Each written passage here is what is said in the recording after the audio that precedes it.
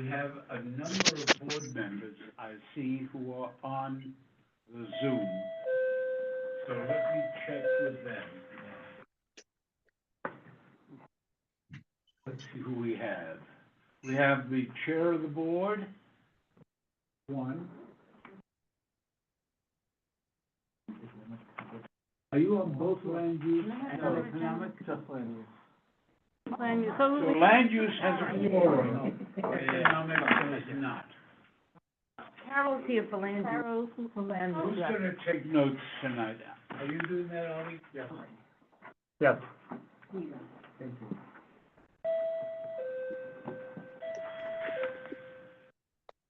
We have a quorum for land use. Yes. David's not here. For land use. Yeah.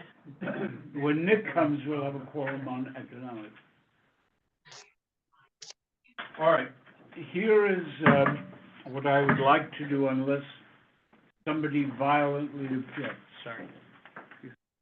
I would like to do the items on the agenda other than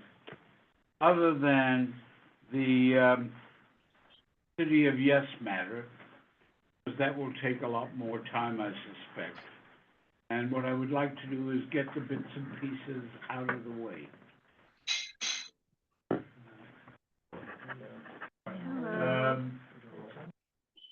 Is there anybody, with the people who are on economic, just raise their hand? I've got these two.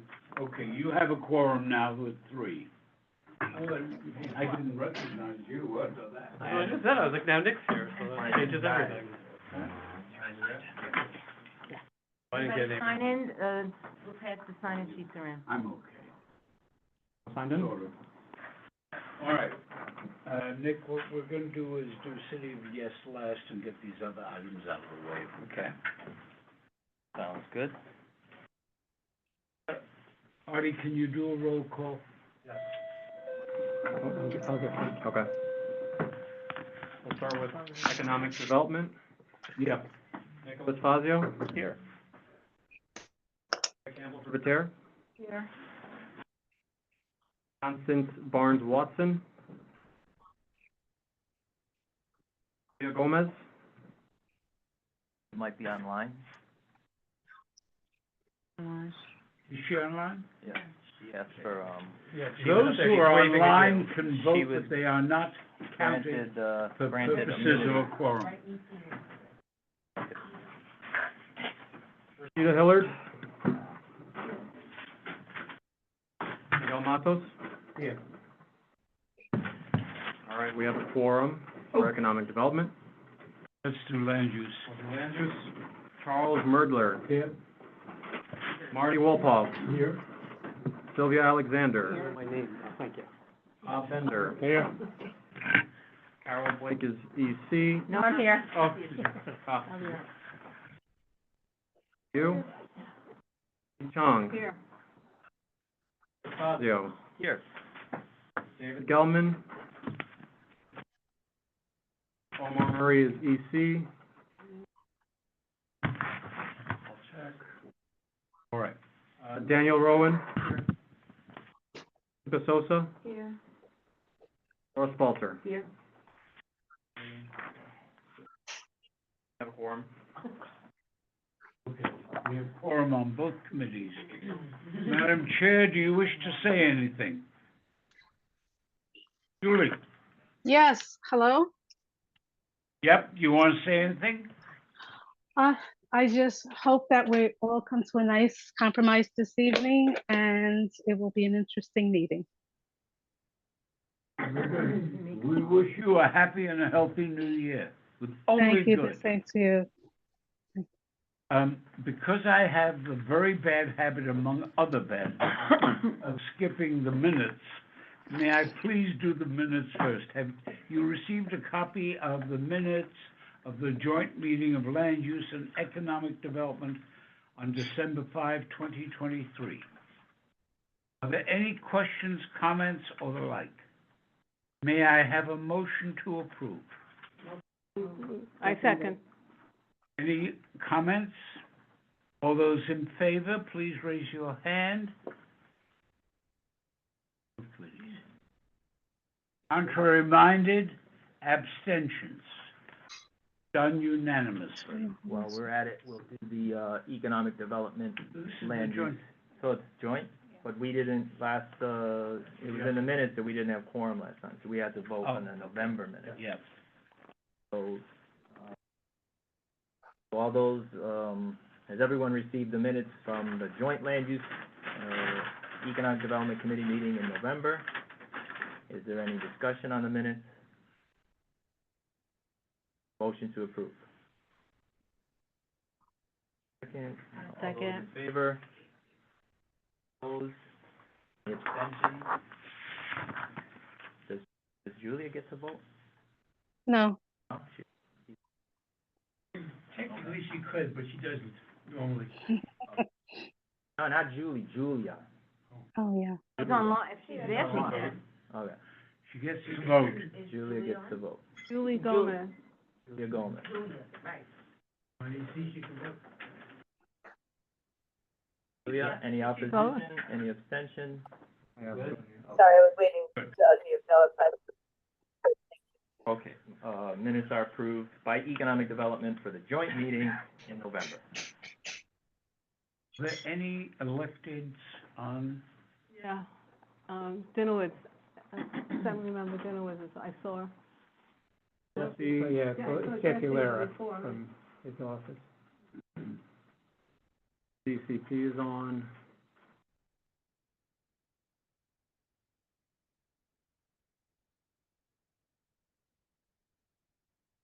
Well, Is it? That's Jesse from, Assemblymember Dinowitz's office. Does anybody wish to speak on behalf of Assemblyman Dinowitz? Nope. Yes, it's Jesse Lara. he does. Did she say yes? Jesse, can you say that again?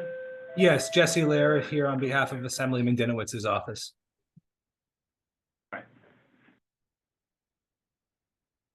So the next application we will hear is a SNAD application on behalf of the Hebrew Home for the Aged. Let me make a comment to all of you. This is not a subject on which I believe we have to vote, but if there are sufficient concerns, we'll deal with them then. The reason being, I don't know that they've certified it to us as a permit application. Am I wrong, Marty? All right, Mr. Power, are you on? You're up. Rheingold is here, though. And Rheingold is here. Is Reingold on? He's on the side, yeah. Oh, Mr. Reingold, sir, I see you're here. Do you wish to be heard? Yeah, I think Jim Powers is also on, folks. Happy New Year to everybody. Mr. Power, you're it. Jim, are you here? He's on the first row, top right. Okay, You're muted, Mr. Power. Okay, yes, I'm Okay. unmuted now. all right. Yes, So go I'll ahead, Dan. I'll just make a couple of quick introductory remarks.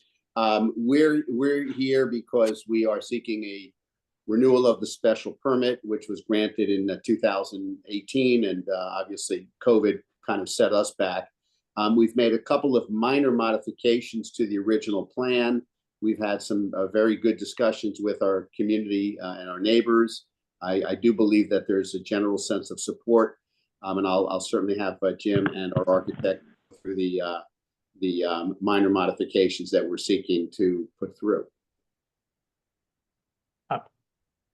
Thank you, Dan. Yes, so we're here, as noted, for an informational presentation, more thorough presentation than we had last month. We still have not yet been certified by city planning. We hope we will be certified soon and be back for the formal public hearing. We'll start with Valerie Mutterpearl and Roberto Garcia from Perkins Eastman with an overview of the existing Hebrew Home campus and the 2018 proposal. Roberto, can you share your screen? And then I will review the city planning actions and the modifications we are proposing now. And we have the full, almost the full project team available to answer any questions. Roberto, can you share? Yeah, can we allow Roberto Garcia to share his screen? Yeah, we made him a co-host, so he should have, sharing privileges. Mute him. I will unmute him right Okay, now. there we go. Valerie? Okay, and can we unmute Valerie, please? Yep.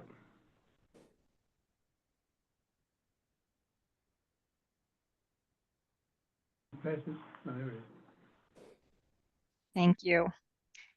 Good evening, everybody. My name is Valerie Mutter-Pearl. I'm with Perkins Eastman Architects, and we have been working with the Hebrew Home for quite some time on this project. We're happy to be back before you to share with you some of the updates on the project.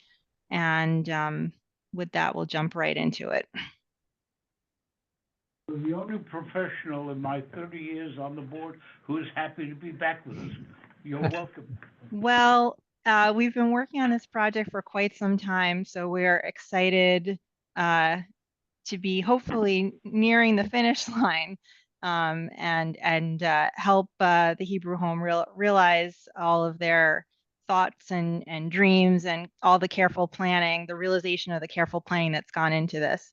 So this is just a reminder, an overview shot showing you the site as it exists today. You can see towards the left of the screen the existing Hebrew Home buildings, which, just as a reminder, is comprised mostly of nursing and assisted living. They were able to buy the property to the south of their campus, formerly the Passionist site, and that gave them the opportunity to think about how to expand their campus and create a continuum of care for seniors, which would include independent living. Next slide. So this is a plan view showing the existing condition that we just looked at today. You can see the original parcel of the campus houses all of the existing buildings, including nursing and assisted living. The current entrance is at the very top of the site, the north entrance, and we're going to address some changes that we're making there that will remain the primary entrance. And the south site will have some changes to accommodate the independent living apartment building, residential buildings that will be added to the campus, and some internal site circulation changes.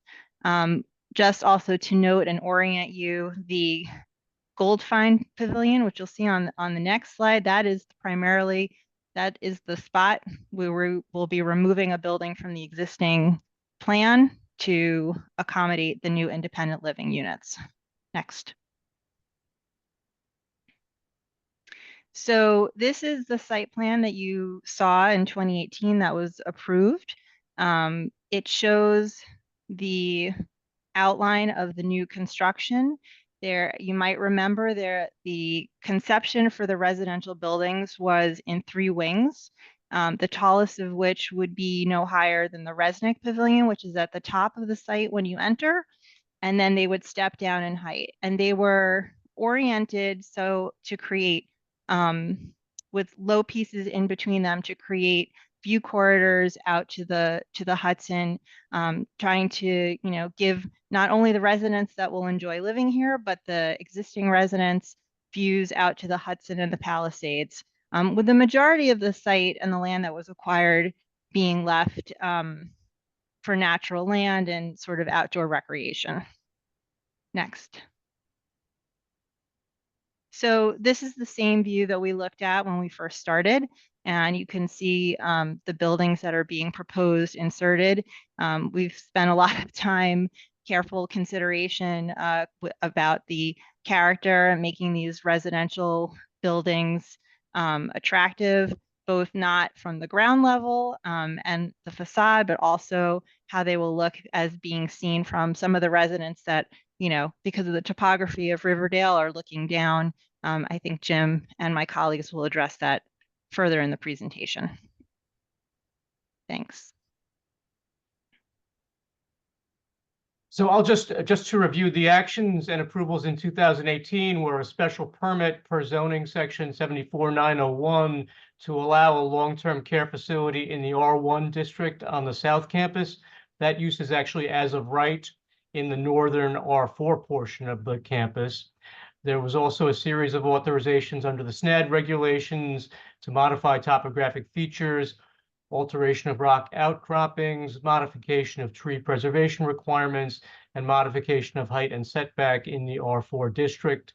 And there was a certification of a restoration plan also approved in 2018.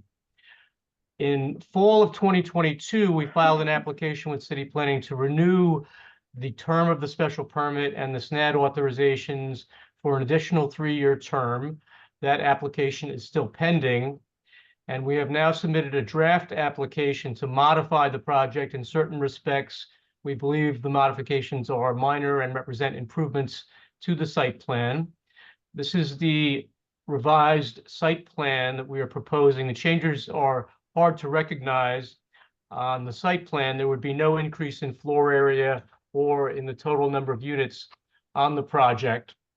As Valerie noted, there is a significant change to the north entry. If you could just zoom up there, Roberto. The current entrance does not allow stacking of vehicles and sometimes results in overflow onto Palisade Avenue. And the 2018 approval attempted to address that, but it was subsequently determined that the approved layout would not accommodate larger vehicles. We are now proposing a layout that will allow 2 rows of vehicles to stack within the site and still have adequate circulation space for large delivery vehicles. Further down within the campus, there are some changes proposed to internal circulation roads to facilitate movement of delivery vehicles. Further up to the north, a pickleball court would be added to the north campus next to the Riverwalk Independent Living Building. Further south again, the previously proposed tennis court would be replaced with 2 pickleball courts. And the deteriorated Victorian home building on the South Campus would be removed. All of the other changes relate to Building 1, which would be the first building constructed and is located entirely in the R4 district.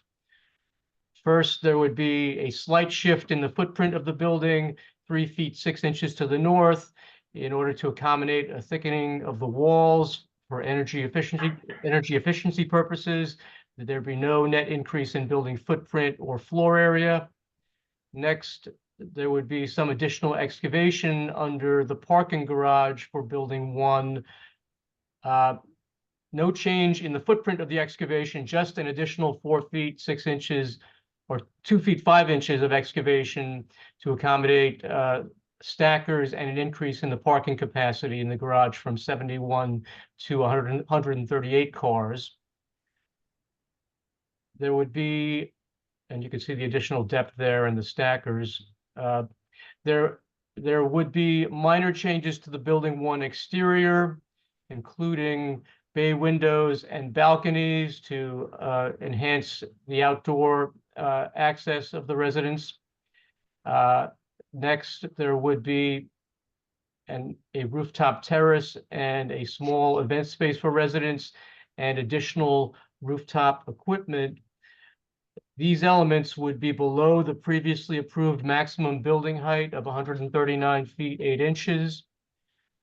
There would be elevator overrides that would exceed the previously approved maximum building height by an additional 11 feet 8 inches to a height of 151 feet 4 inches. Those overrides are required for maintenance purposes and to allow for code compliant access to the roof, including the new rooftop terrace space, which is really intended as an enhancement, somewhat in response to COVID-19 and the recognition of a need to have outdoor social space for the residents. The cooling tower is also over the previously approved maximum building height, which is a result of further study of the mechanical needs of the building. Finally, we should note that Hebrew Home is also exploring the use of an energy efficient geothermal system for the building. that's, that is the summary of the building changes. Just a couple of other notes. The land use actions required for these modifications would be a modification to the previously approved special permit and new SNAD authorizations and a new certification to reflect the updated site plan.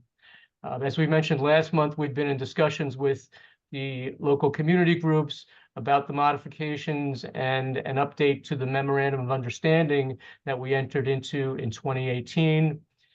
Regarding the project schedule, Hebrew Home is hoping to proceed through the public approvals and commence construction by late summer of this year, although demolition of Goldfine would start sooner, sometime in the next couple of months.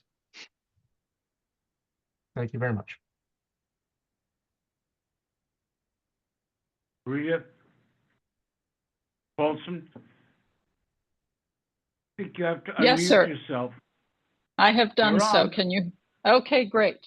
I'm here tonight. I'm Sherida Paulson. I'm chair of the Riverdale Nature Preservancy, and I'm here tonight on behalf of the signatories to the Memorandum of Understanding that Jim Powers just described, which we signed with Hebrew Home in 2018. We want to thank Dan Reingold and his design and legal team for reaching out to us early in this reconsideration of the design and for sharing their proposed modifications before they submitted them and the package to the Department of City Planning for review.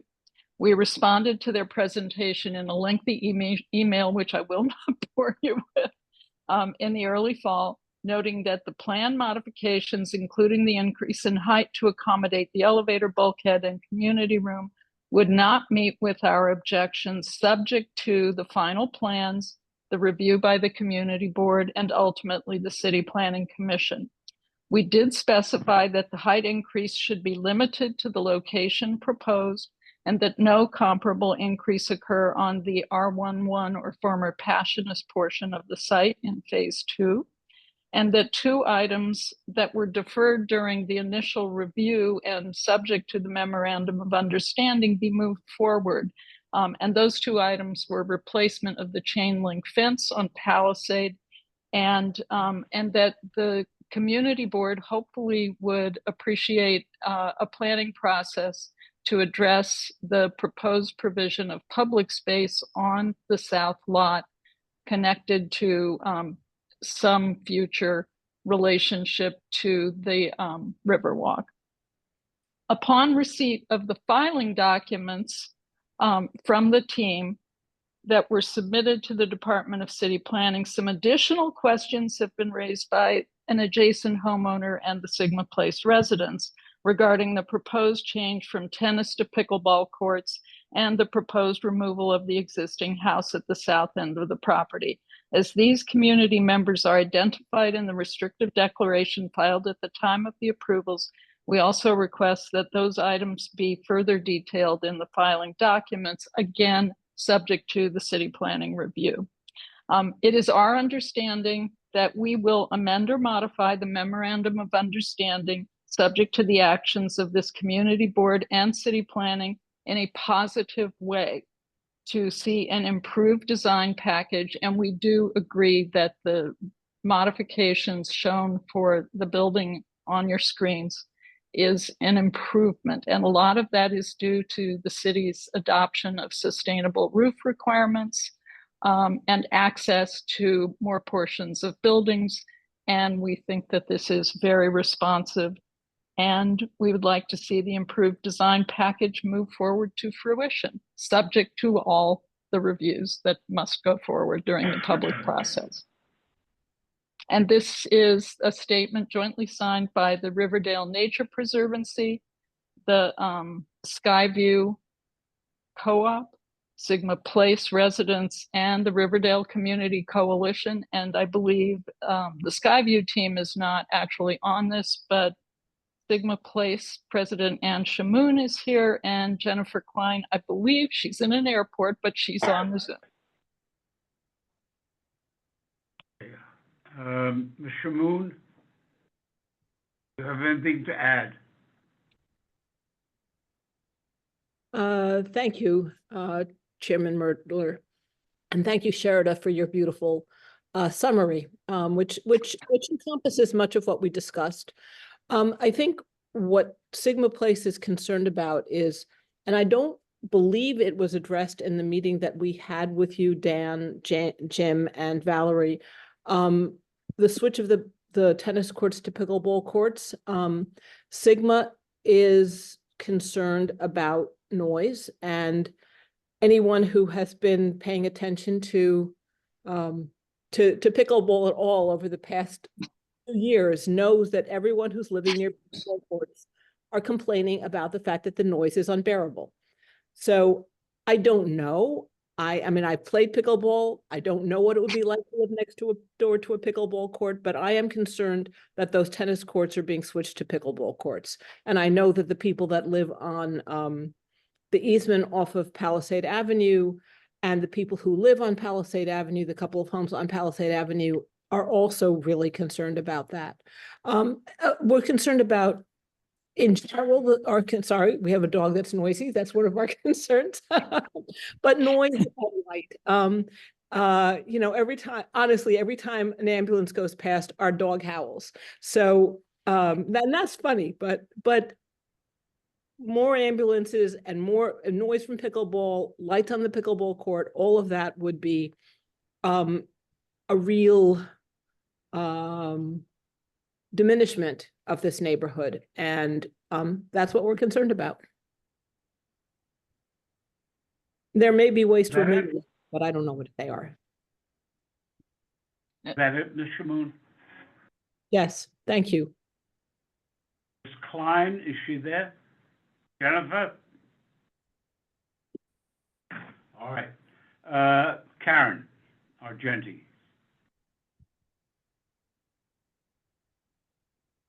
Karen, unmute yourself.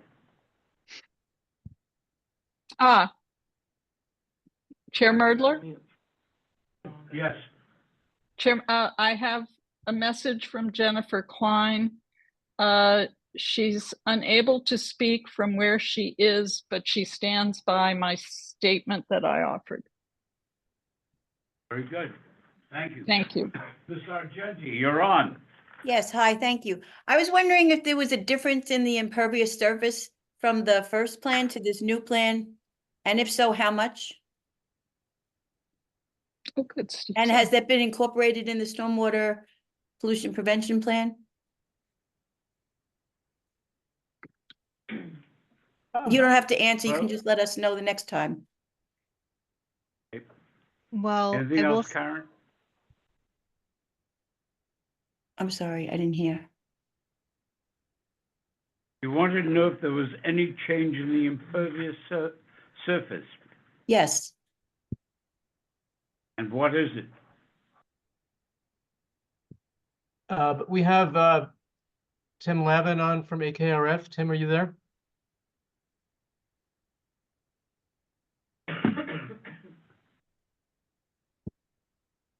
Paula, let's go. I think maybe you can answer that and send that in for the next time. I just would be Yes, interested. we'll respond to that. Yeah, Yes. we'll respond. And I don't have the exact numbers at my fingertips, but Right. answer to your question about the stormwater issue, yes, it is definitely addressed in the stormwater pollution prevention plan. Okay, so I'd like to know if there was any difference in how much also. Okay, thank you. Now, Ms. Paulson, have all of the signatories of the letter memorandum agreement now been heard or not? No, Stephen Chait from Skyview has joined and he has his hand raised. Hi, I'm here. I just wanted to say, I was in transit, sorry. I'm now home and can speak securely. I support what Sherida reported, and her assessment of it is Skyview's point of view on this as well. Thank you. Thank you. Anybody else of the group that were signatories of the memorandum? Nobody else. Thank you very much. Members of the Land Use Committee, do you have any questions, comments, or the like, Mr. Wolpoff? Yes, I noticed the roof has green coloring. Is there going to be a green roof? Yes, that was agreed to back in 2018, and it's in the MOU that we agreed 2, and there will be a green roof, yes. Delighted to hear that it's stayed green since 2018. Any other questions? Yes, ma'am. I'd like to understand more, what the public space or Riverwalk expansion, proposal would be. Chair Merdler, can Maria? I? Yeah, the Go ahead. memorandum, during the initial presentation, the Hebrew Home or Skyview, I'm sorry, or River Spring offered to provide a public access way to connect Palisade Avenue to the Riverwalk should it be accomplished. And that was left to a future date. What we've requested as an amendment or modification of the memorandum of understanding is that the community board begin the process of discussing how to make that public access happen. There's no timetable for that, as I understand it, but it was included in the memorandum. It was offered as part of the initial planning, and our group would be eager to see that addressed as this moves What forward. would you suggest by way of a timeline for us to get together? That is something that I think we would like to hear from the applicants and their design team, and that we would ask the community board to form a committee or task force to work with the applicants on that. You will. Mr. Power, when do you propose to start this?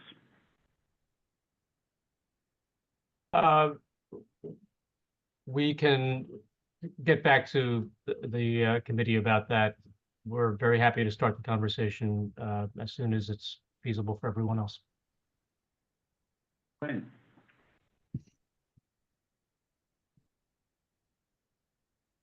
When? Oh, When would you like to start, Mr. Power? sometime in the next month. Will you please be in touch with the district manager and schedule something within the next 60 days, at least as an opening gambit? All right? Yes, absolutely, we'll do. We will have a subcommittee of land use work with you on that. Laura? Is the public access related to the potential for Hudson River Greenway? That was the way it was articulated in the memorandum of understanding, yes. Thank you. If so, then Bob, I would hope you would join that committee. I'm very interested to hear this, Chuck. I'll be happy to be involved in any way that might be useful. Laura? Yeah, sure. And Marty?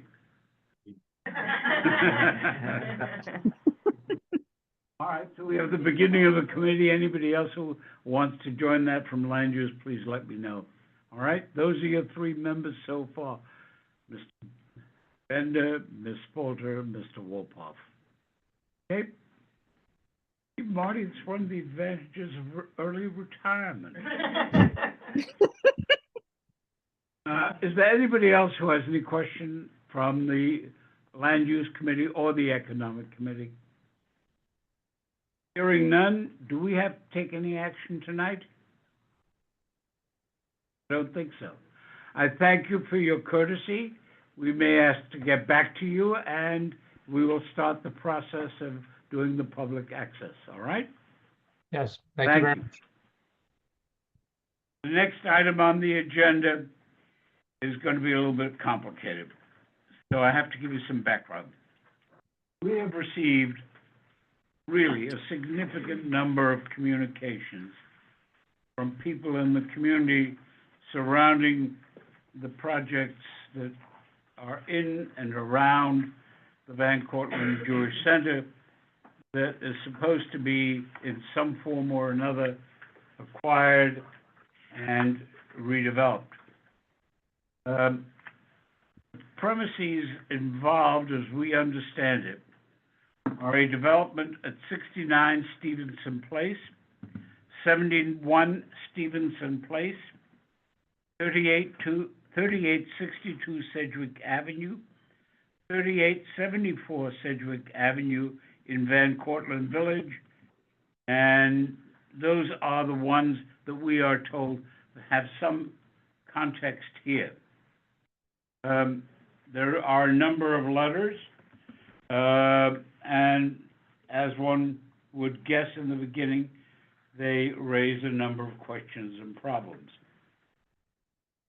I should tell you as the first comment, I asked the district coordinator today to communicate with the proposed developer, and he did so, and we found out a number of things. But before I get to the merits of them, I want to go on the record to tell you that in an early conversation, Addie, stop me if I'm wrong, Artie, there was a suggestion that my son, who is very much mature, is a lawyer and a member of a law firm other than mine, was supposedly involved in some way with the developer. And my response was, here we go again, so I'm going to recuse. But let's first find out in what way. My son checked his conflicts area and found he had no involvement with innovative that he could determine. Artie, you've got some information thereafter. So what I'll do is I'll just give a quick overview of each address that's been discussed here. So we have 69 Stevenson Place. It's currently owned by West Street Gardens LLC, and their principal is Herman Jacob. The deed was completed on November 2023, and it was purchased for $950,000. We currently do not have a contact phone number for them. On DOB Now, they have a proposed conversion to an existing 4-story residential building. They are converting into a 10-family residential building, and there is no change in bulk. I wanted to do the conflict first, because I can't comment until you have that out of the way. So, the owner for 3862 and 3870 Cedric Avenue, which is Innovative Development and Construction LLC, mentioned that Jeff Merdler is not representing them, and she was only familiar with him as he was used in other projects. So that takes care of that issue. So now let me go to the substance of this. I don't see how, within the bulk of an existing building, you can now have twice as many apartments unless the rooms become rabbit warrens. So, I would like to, with your consent, have the district service manager or coordinator communicate with the Department of Buildings and ask that we be kept advised of all of the plans that are filed, because I think some of you will have some concerns as to how you can jam that many sardines in a sardine can. Does anybody disagree with that suggestion? Single family? So how many units, can you repeat it? 10 units? Yeah, they're gonna put In the same footprint? yes, So they're not building taller? no. It's just a conversion, right? To two-family. That's what I wanna find That's the out. question. That's on the DOB website. Chuck, what's the zoning for this area? Another zone? Yeah, so we've got C2, 3, 6 contextual RA. So it's own commercial. Well, it's commercial overlay, it's 6, it's R6A. R6A. Oh, okay, okay. R6 contextual. There's some. And then there's a C2, C3 overlay, and the C3 overlay is weird. I don't know why there'd be a C3 there, but something that, some history that I'm probably not aware of. Like supermarket here. Yeah, that's like that. Is that the only business there though? No, there's, the bank is there, there's. But I mean, on several- that side, is there anything on this side? On this side, there's one, there used to be one candy store, corner store. I have a question. 3898 Sedgwick. 898. This list. 3862. On the corner. That's your office? Yeah. So that answers that question. 3890. That's a single-family home. 3898, yeah, there's your office right there. Yeah. So a follow-up question, if I may. So given the fact that it's R6A, is there anything prohibiting them or limiting them in any way from building a larger building? The answer is I can't tell us see what the hell they're planning. At the moment, I understand, Let's say, what we know, 10 units, maybe more than they could have in the FAR. But it's possibly less than they could have too. I have a question. If it's in a R6, this is, could be, it obviously could be a taller building than what They is. don't want to do that. No, here's the question. Perhaps maybe the reason why it's only a single family is previous owners sold it their rights? Things that we don't know. We don't know. That's all I want to do is find out. According to the, oh, I'm sorry, go ahead. With a commercial overlay, that there's a business as well. His business. His business. Right, okay, I didn't realize it was his name, yeah. According to the, New York City solar application, the typical 6R is 30.43 FAR, according to. I would really rather know the facts rather than have us all guess. Yeah, right, correct. Correct. So, I'd like to have you or Farah communicate with the developer that we are going to ask the building department to do this, and that they should clear their calendar for the February meeting where we would expect their attendance. And you'll check with DOB, okay? Correct. Yep. All right, now, wait, well, we're not yet finished. Other premises in this complex, are they all complete? For example, is the Van Cortlandt Jewish Center part of this proposal?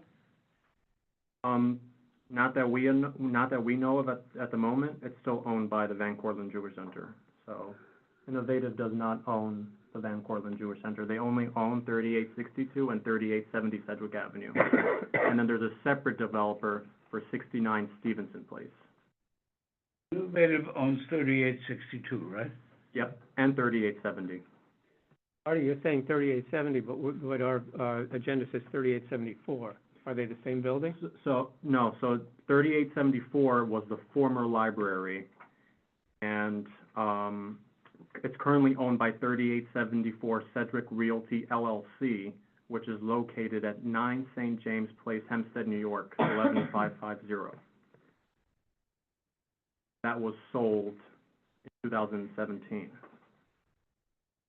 And we had previously been notified that Van Cortlandt was going to be the subject of some sort of sale, which generated a significant amount of communication and problems. So let's hold it over, if you agree. And what we would do then is ask that all of these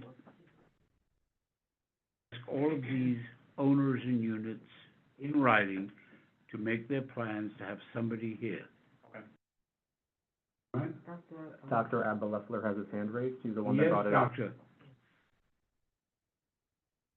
Dr. Leffler, you have to unmute. Hi, good evening. Can you hear me? Yep.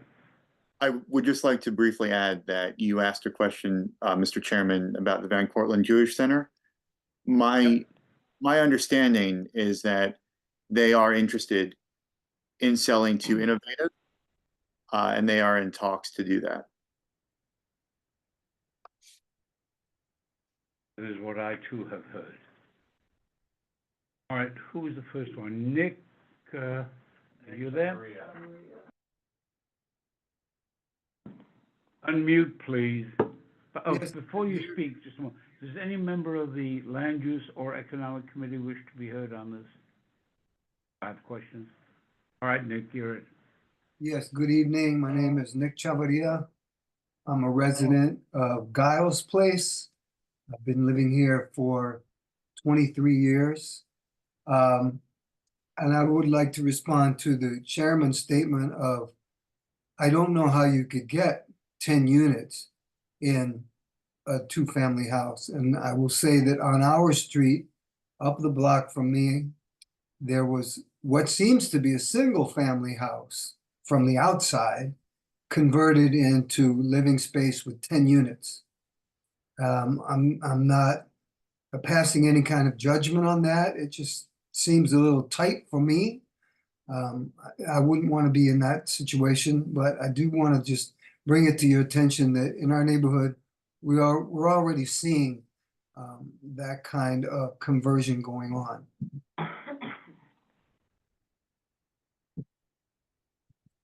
All right. Well, let's see, Ms. Crook, I think. Carl Ford. All forward. Hello, how are you? I'm a resident at 3850 Sedgwick Avenue. In regards to the house that's trying to put 10 units in there, I'm very concerned about that becoming what happened down on Bailey Avenue. If you know of the monstrosity that they built down there, I'm just very concerned. And then up here on Sedgwick Avenue, there's been some other developments that are just incompatible with the existing community. And what I am going to suggest right now is that there be a total moratorium on any future development in this area until they can straighten out, or the planning board or the zoning people can straighten out what to do in this neighborhood, because what is being built currently is unacceptable. It's inappropriate, unacceptable, and it's out of context for what this area is. And you know, to take these Tudor houses that are, you know, architecturally significant and add a charm and, you know, to this neighborhood and remove them, not alone the houses, but the tall 100-year-old trees that exist, is, you know, it's incomprehensible that we would allow this to take place, to remove all the foliage in this neighborhood, all the trees and all the birds and squirrels and everything that just inhabit this area. You know, we're under a total assault right now. And I think I would ask that the powers that be put a moratorium on all building in this area immediately. Ford, would that I could, but I can't. It's as simple as that. Look, The likelihood that the city of New York would do it is somewhere between 0 and never happen. No. So the next best thing to do is to find out on a piece-by-piece basis what's going on, which is exactly what we're trying to ascertain now. For that reason, I've asked the coordinator to be in touch with the Department of Buildings to notify it of our interest in it and our considerable concern with what seems to be a potential problem. That's the best I can do for you, sir. Till I have some further information. Lee. I have a question. Mr. Ford, you said there are 10 units. Do you know what size they are? Are they studios, 1 bedroom, 2 bedroom, whatever? I don't know what the number of units are. I didn't come up with the units. It's in the building. In the building, the building permit application on in the building department, it said that they're converting a single family home, okay, to 10 apartment units at 4 stories. They are removing the peaked roof and they're going to build it up to a square rectangle flat roof, okay. And an example of what they're going to build there, or what they intend to build, is if you go to Bailey Avenue at the just south of Van Cortlandt Park, south over there, there's this. They lobbed off half of a double home, like a 2-family home. They lobbed off one half, and they built this big white vanilla box around it and packed it in. It is just whoever signed off at that at the building department, you know, should very serious questions about their capabilities working for the city of New York, whoever approved that structure back there. And I'm by training, and my profession is architecture. Okay, so what they're doing down there is, you know, if I presented that in my architectural 101 class at City College, I would get a big fat F and say, go back and become an accountant or something like that. Because that's what they want to put up here. Hold on. Not one tree, not one tree. If 1 minute. If the committee approves, and if the chair of the board, are you still around, Julie? Julie?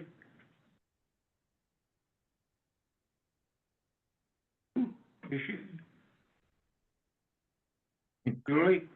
It's here. Yes. Committee approves. Can you hear me now? And if, yeah, Hello? if the I'm sorry. committee approves and if the chair permits, I would like to add to that letter, and I'm happy to sign it, a request that the Department of Buildings not approve any applications or permits without first notifying the board. Have Exactly. your approval? Most definitely. Is that okay? Okay, Yes, can you, got it? All right. thank you, Chuck. Mr. Ford. Ms. Brock. Hand goes up, it goes down, where are you? Julie, is that okay? Margaret. Margaret Grove. Gone. All right, those who have, Yes. there she is. All right, come on. Hi, how's everybody? Happy New Year. I just wanted to say about, we have two, Nick mentioned that there's one home on our block, which was a 2-family home and is now a 10-unit building. And there's another one on Cannon Place. So this is something that we're seeing happen in our neighborhood. And the units, somebody asked, I think it was Laura, like, what size are these units? So I was in one of them on Cannon Place, and it's like the tiniest possible apartment. Like the tiniest possible studio. So I'm assuming that that's what's happening with the Stevenson Place building. Brooke, let me again chime in and give you a comment. At some point in the not too distant future, we're going to receive some zoning proposals by the City of New York, part of City of Yes, with respect to housing and dealing with single-family homes and the like. I would like you to brace yourself and be sure you read that before that it comes out, because that will have an impact on this. All I can tell you is the following. I lived through this. Former District Attorney of New York County, a distinguished man by the name of Frank Hogan, convened a grand jury. That grand jury concluded that stuffing people into small quarters back to back is something that will ensure the possibility of fire, crime, and disease. And he asked that we remain alert to that. That was about 60, 70 years ago. Nothing's changed.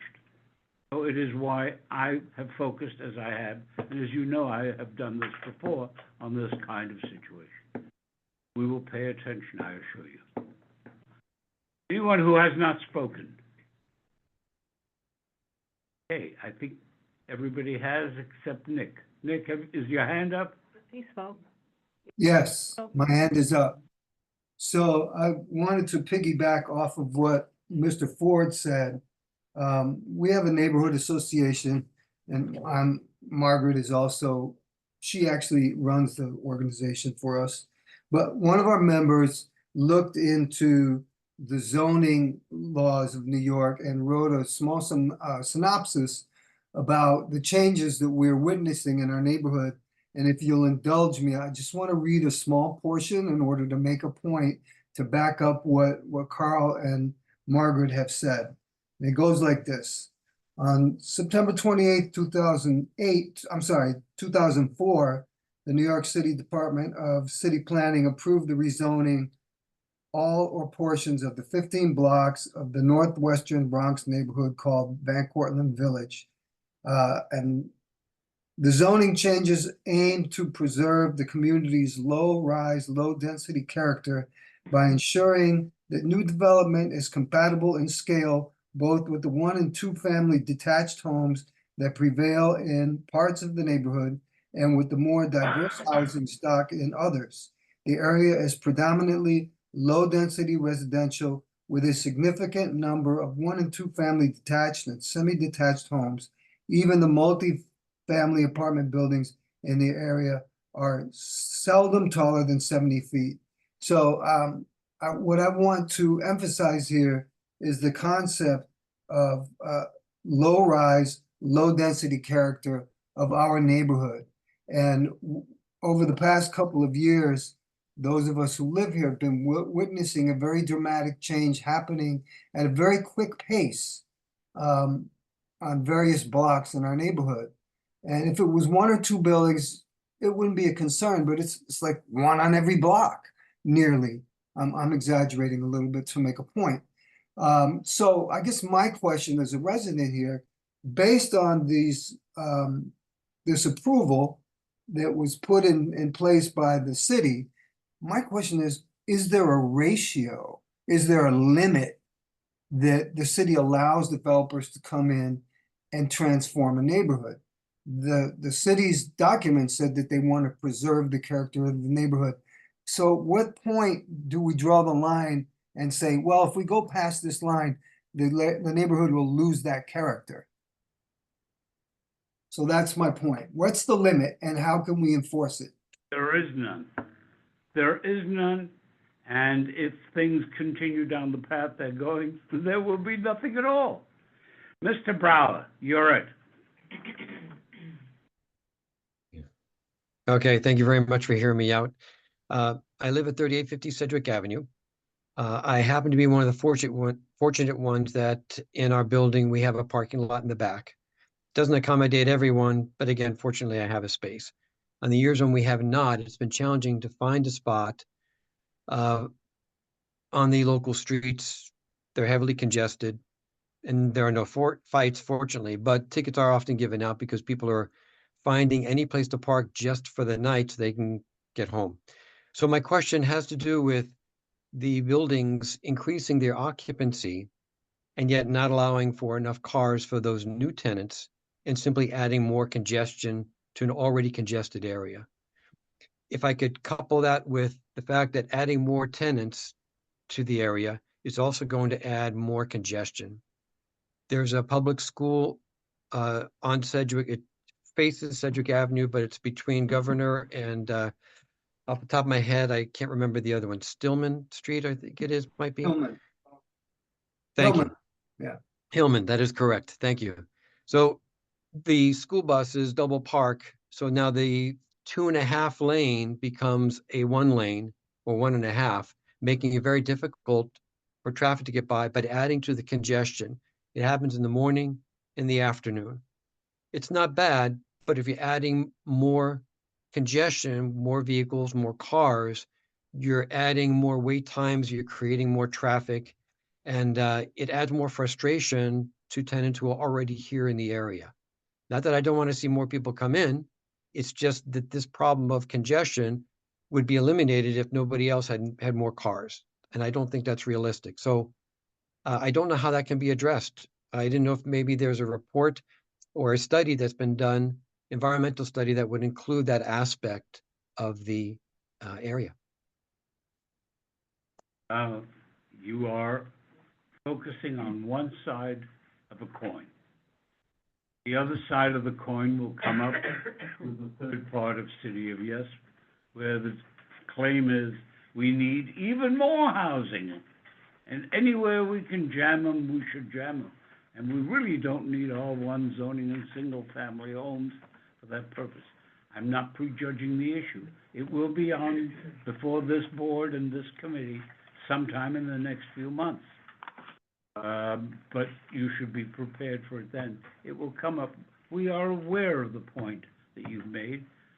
I would suspect that I've discussed this with more than half of this committee, off camera and the like. But we are aware of it, and so when it comes up, come and make your point. All right? Thank you for hearing me out. And the same is said to Mr. Ford, of course. Dr. Leffler.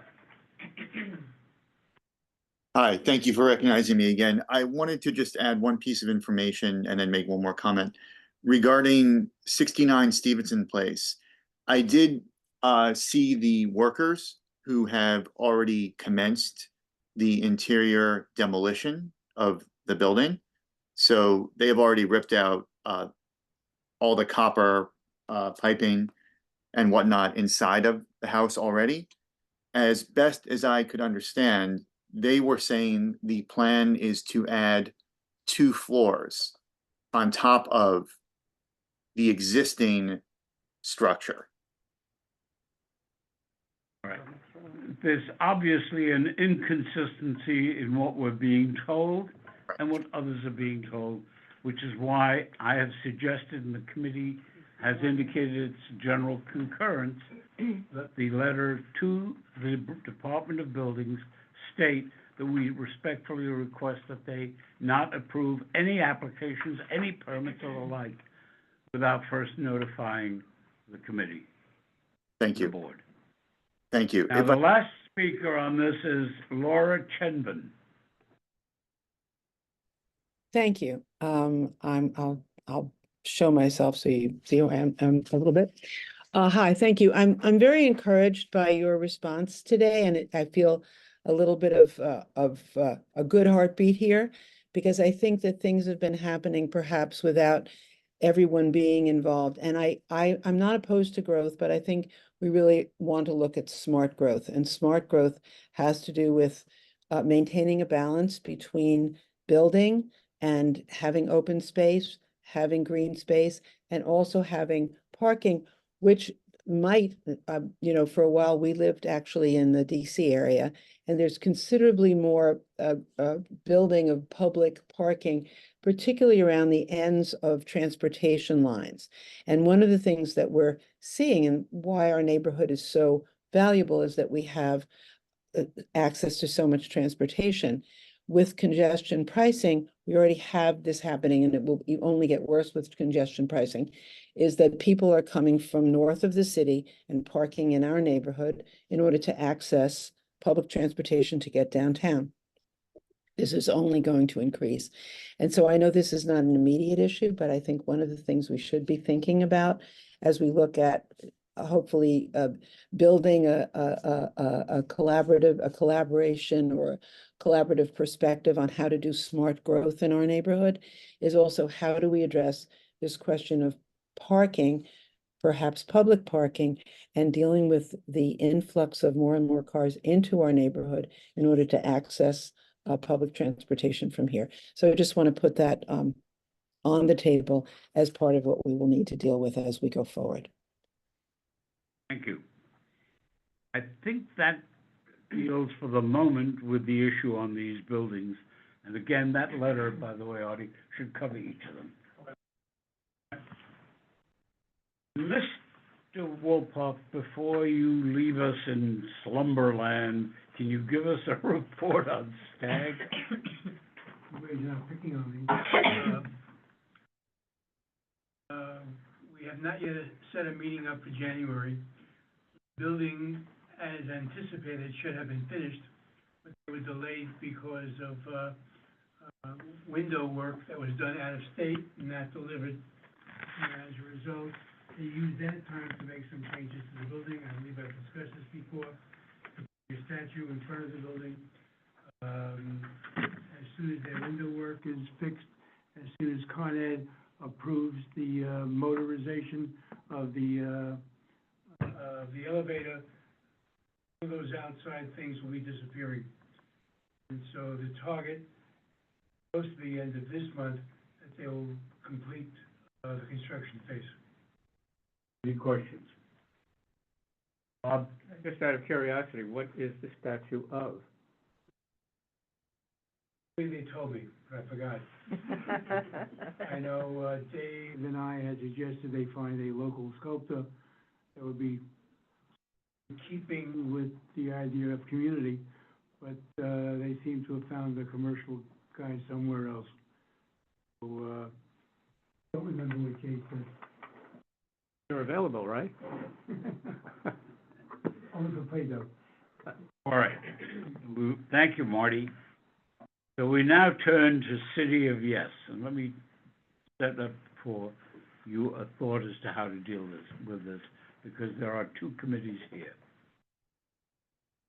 I would suggest that we have a discussion among all of us, all of the committee members on both committees, and that then if there are to be votes, that they be separately by each committee. Because I think it would be inappropriate to do this in any other fashion. Does anybody disagree with that? I think I partially disagree with that, yeah. In what way? Well, I mean, I think let's see how the discussion goes, and at a certain point, we might want to see if we can ask land use to join us in this resolution. Maybe we're not there yet, but I mean, I would be open to that, Let's see what people come but up we with. can see what people want to. Nick, I don't think they can do that. question, Nick, are you saying, We can do this a number of different ways. If people don't want to do that, that's fine. Typically, in the past, when we've done resolutions with committees, we try to do a joint resolution between the two committees. Sometimes that's not possible. no, I want clarification. Are you saying this solution is just economic development, not a joint resolution? This is our economic development resolution that we are bringing for discussion within the Economic Development Committee tonight, and we would like to solicit some feedback and some input from land use in the process before we take a vote on it. We're having a joint meeting, and so therefore I'm a little confused as to why you're bringing it up at this meeting and you didn't have. Is there any other resolution on the table? Because we're happy to entertain any resolutions. If land use has a resolution, I mean, I let Chair Mordler and everyone know that we were gonna be. I'm wondering why it's only economic development and not a joint resolution from the joint committee. As I said, Otherwise, you could have just had your own meeting and had this resolution voted among your members. right, but then we wouldn't have gotten all of the advice and the opinions and feedback from people of land use. Lee, let's hear the discussion and see where this goes. I just want to say, historically, when, for example, we had the two committees, Parks and E&S, do the daylighting resolution, it was, one resolution at the end, But it was voted on separately. The Parks Okay. Committee voted on, ENS voted on, and that's how traditionally, I just want to put that out. Totally fine with me. I mean, is anybody else, anyone on Economic Development Committee opposed to that? Sorry, no, I just wanted to comment that, I love the idea of having feedback. I think that's kind of what's provoking us to have joint meetings. I do feel like this is the first time I'm seeing the resolution. It seems like economic development developed it, and perhaps it should be, kind of like, have I seen it, where the resolutions come from the committees, go to the full body meeting, and then everyone kind of like votes on it. But the feedback is still very relevant, and I think we should still have an open discussion. All right, now, we have, and I think each of you have gotten a copy of this document in color, which is the only summary that Any more? Department of, yes. Any more? The only summary of, No, You that's have different. You have that. yes. It's Yeah, just in color. I see, okay, sorry. I see, okay. No, I thought it was something else.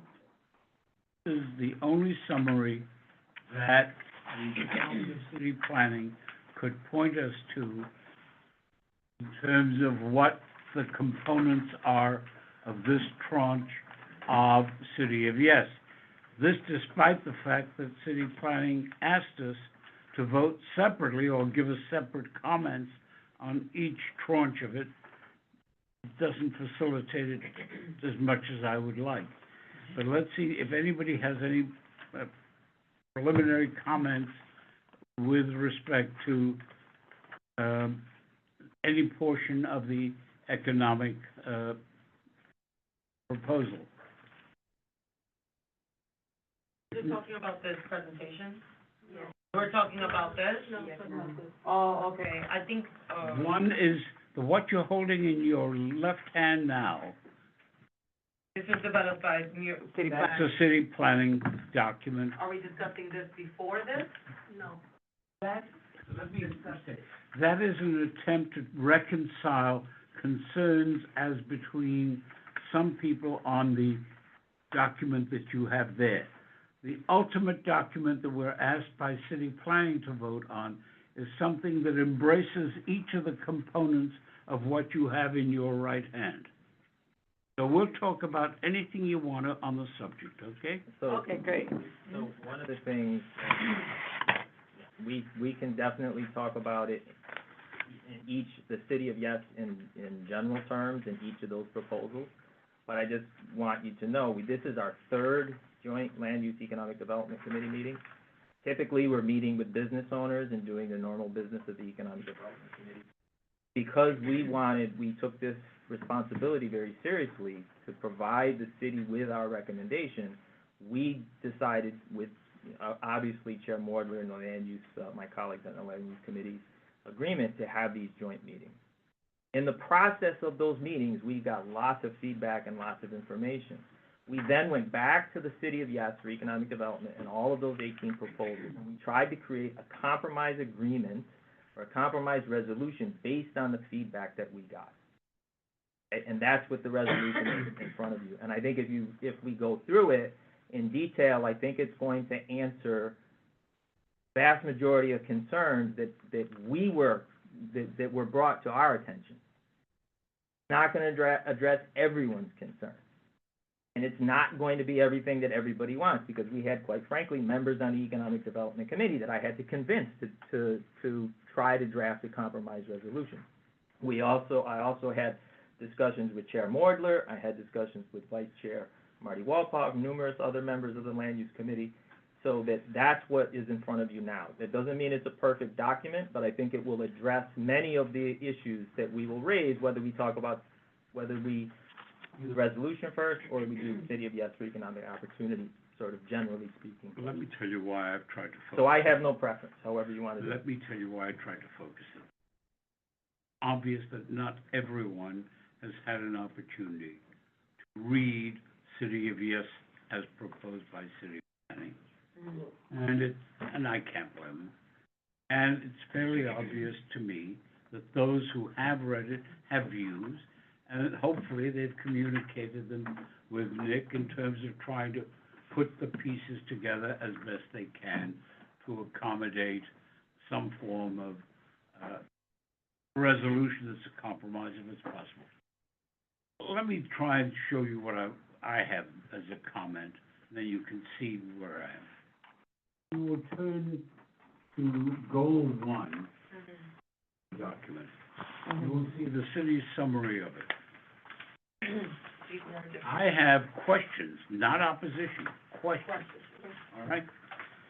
There's no question in my mind that on number 2, it's a damn good idea to update use rules as to what you can use property for, to make it possible for businesses to open up in neighborhoods with similar zoning. But I'm not sure that the proposals that have been advanced do that in any significant way that is positive or negative. And I'm not saying that as a positive fact or a negative fact. It's an issue I have in my mind. That's a discussion. Show them what the questions are that should go through their mind.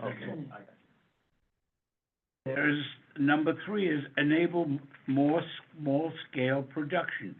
Allow small, clean manufacturing businesses in commercial areas. Now, that brings to the forefront a question in my mind. Do you do that as a matter of course, or do you do it on a permitting process? If you do it on a permitting process, they have to answer questions as to whether this is good, bad, or indifferent. So, is that an issue? I don't know. Allow commercial on upper floors. I'd like to know, again, history of why, I know the history, but why commercial was banned on upper floors. It had nothing to do with this community. It had to do originally, I have to give you background. The original zoning ordinance here was enacted in 1961, took effect 65, and I was the first person to have to enforce the damn starting in 1966. And a few months later, there was on Grand Street, a manufacturing building, many of the buildings, they had what are called skylights. It was a way of providing light coming from the roof so that people working in garment or smaller industries would have enough light to work. Somebody had just boarded over skylight, and a little tractor fell right through it and did a lot of damage and killed at least one person. And so that was because it was on an upper floor, it wasn't on a lower floor. So that had some bearing in this area. It was not the sole reason, but it had some bearing. Does you have a permit so that people can show that it's safe? That's a different issue. Modernizing the use terms is a wonderful idea. The use terms are really gobbledygook. Nightlife is one that I do have a personal problem with. This board does. We have had social clubs with dancing and noise in residential areas in the past 2 years at the upper end of Riverdale Avenue. If you will remember, it's been before this board. Laura stepped in and city planning and the police and others put an end to that sort of stuff because people were complaining around the clock that in a residential building, they were having all sorts of stuff going on. Amusement, same thing. Home occupations is one of the controversial ones.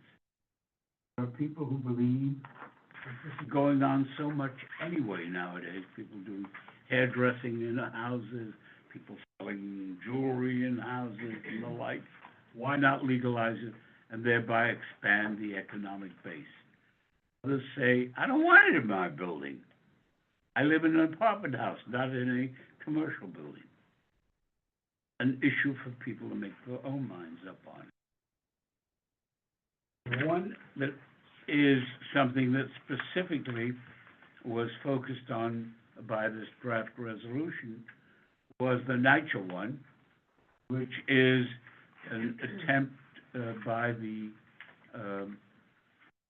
planning at the request of one or another city agency, I think, to allow ground floor units in housing authority buildings to have convenience stores, dry cleaning, and the like. My concern with that is twofold. And disclosure, I am a member of the board of the New York City Housing Development Corporation. I oppose every single one of these attempts by New York City's housing authority to do these kind of things unless the people who live in the housing authority approve of it. And so far I've been reasonably successful. I have one more, if I may, all right, Lee? And then anything you want. And the last one is one in terms of adopting spaces for the production of films. It sounds like motherhood and apple pie. Sometimes it isn't. So that's the kind of question we have to have. What this resolution did, and I'm grateful for it, is to try and see how you can pull pieces together. I raised with Nick the question about NYCHA. He did a draft. I would sort of turn that draft, if it were up to me, on its head in a way and say, disapproved unless they do this. The reason being that it has come to my attention that city planning, when reviewing these, if they see condition, yes, on the following condition, they just stop with yes. So if you do it the other way around, you'll get the attention. Not to change the direction or the focus. It's just to make sure it's clear. I've talked too much. Lee. On regard to NYCHA, the Housing Committee did a draft resolution regarding this whole issue, and we came out against this whole idea because one thing, they talk about ground floor, right? What is currently on the ground floor of most, if not all, NYCHA? It's not apartments, community centers, senior centers. So what you're saying, this proposal is saying, we're going to eliminate them and put commercial, and we're going to create traffic. That it's not, and also NYCHA already has a program that they're doing infill to build affordable housing on underutilized space. So if anything, they should do that if there's underutilized space in NYCHA. And also, the city of Yes deals with housing. And housing, I'm going to tell you quite frankly, Rosemary is very pissed off as chair, and I second her pissed offness, that we weren't invited to this joint committee of the city of Yes. Because it's not just economic opportunity, eco-dev, but it's housing that is part of the economic development. And why were we not invited? Well, excuse me, can I respond to that? I'm sorry, but in the City of Yes for Economic Opportunity, there's a separate set of proposals that are housing. So you cannot invite economic development to that meeting. I will gladly not come, but I'm just joking. But the point is that this is economic development. The one. But it talks about NYCHA. NYCHA is housing. I understand. And what we did is we took the information that we got from the Housing Committee and we tried to put it into the resolution with that feedback. I mean, we could, Good enough, because there's nothing there. Did you read the resolution? Resolution says that NYCHA would have to. Resolution. What's in there that says that we agree with it? We don't agree with it. Really good. But the resolution does address NYCHA. What, in the, italics, that portion? Except I would just turn around and say. I agree with Chuck. I have to tell you my experience. Okay, but let me. Before I retired, no, let me finish. Before I retired, I was the Director of Land Use and Housing Development for the Manhattan Borough President. And I worked on ULURPs for 8 years. And I worked with all 12 community boards, and we did ULURP actions. And one of the things I would tell them is if you, the community, are adamantly opposed and a concern that your voice is not going to be heard because this is coming from the administration, then you need to write your ULURP response as a no unless. And if you don't do that, city planning is not going to review it in the way you want it to review. City council is not going to review it. And that's the other person that you have to get on board with your position. Our local city council members, and we have 3 of them. Have we talked to them about what they think about this City of Yes? I talked to one of them, and he's waiting to hear what's coming out of here.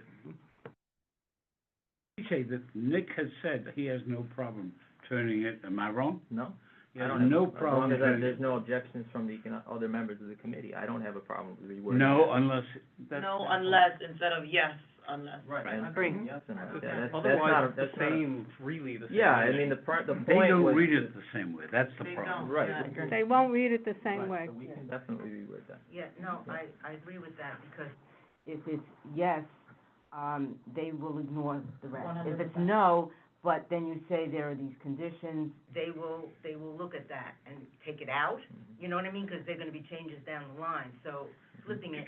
I just want to add something to, we were talking about the campus and NYCHA. It's, I asked the question of Department of City Planning, specifically, please define campus.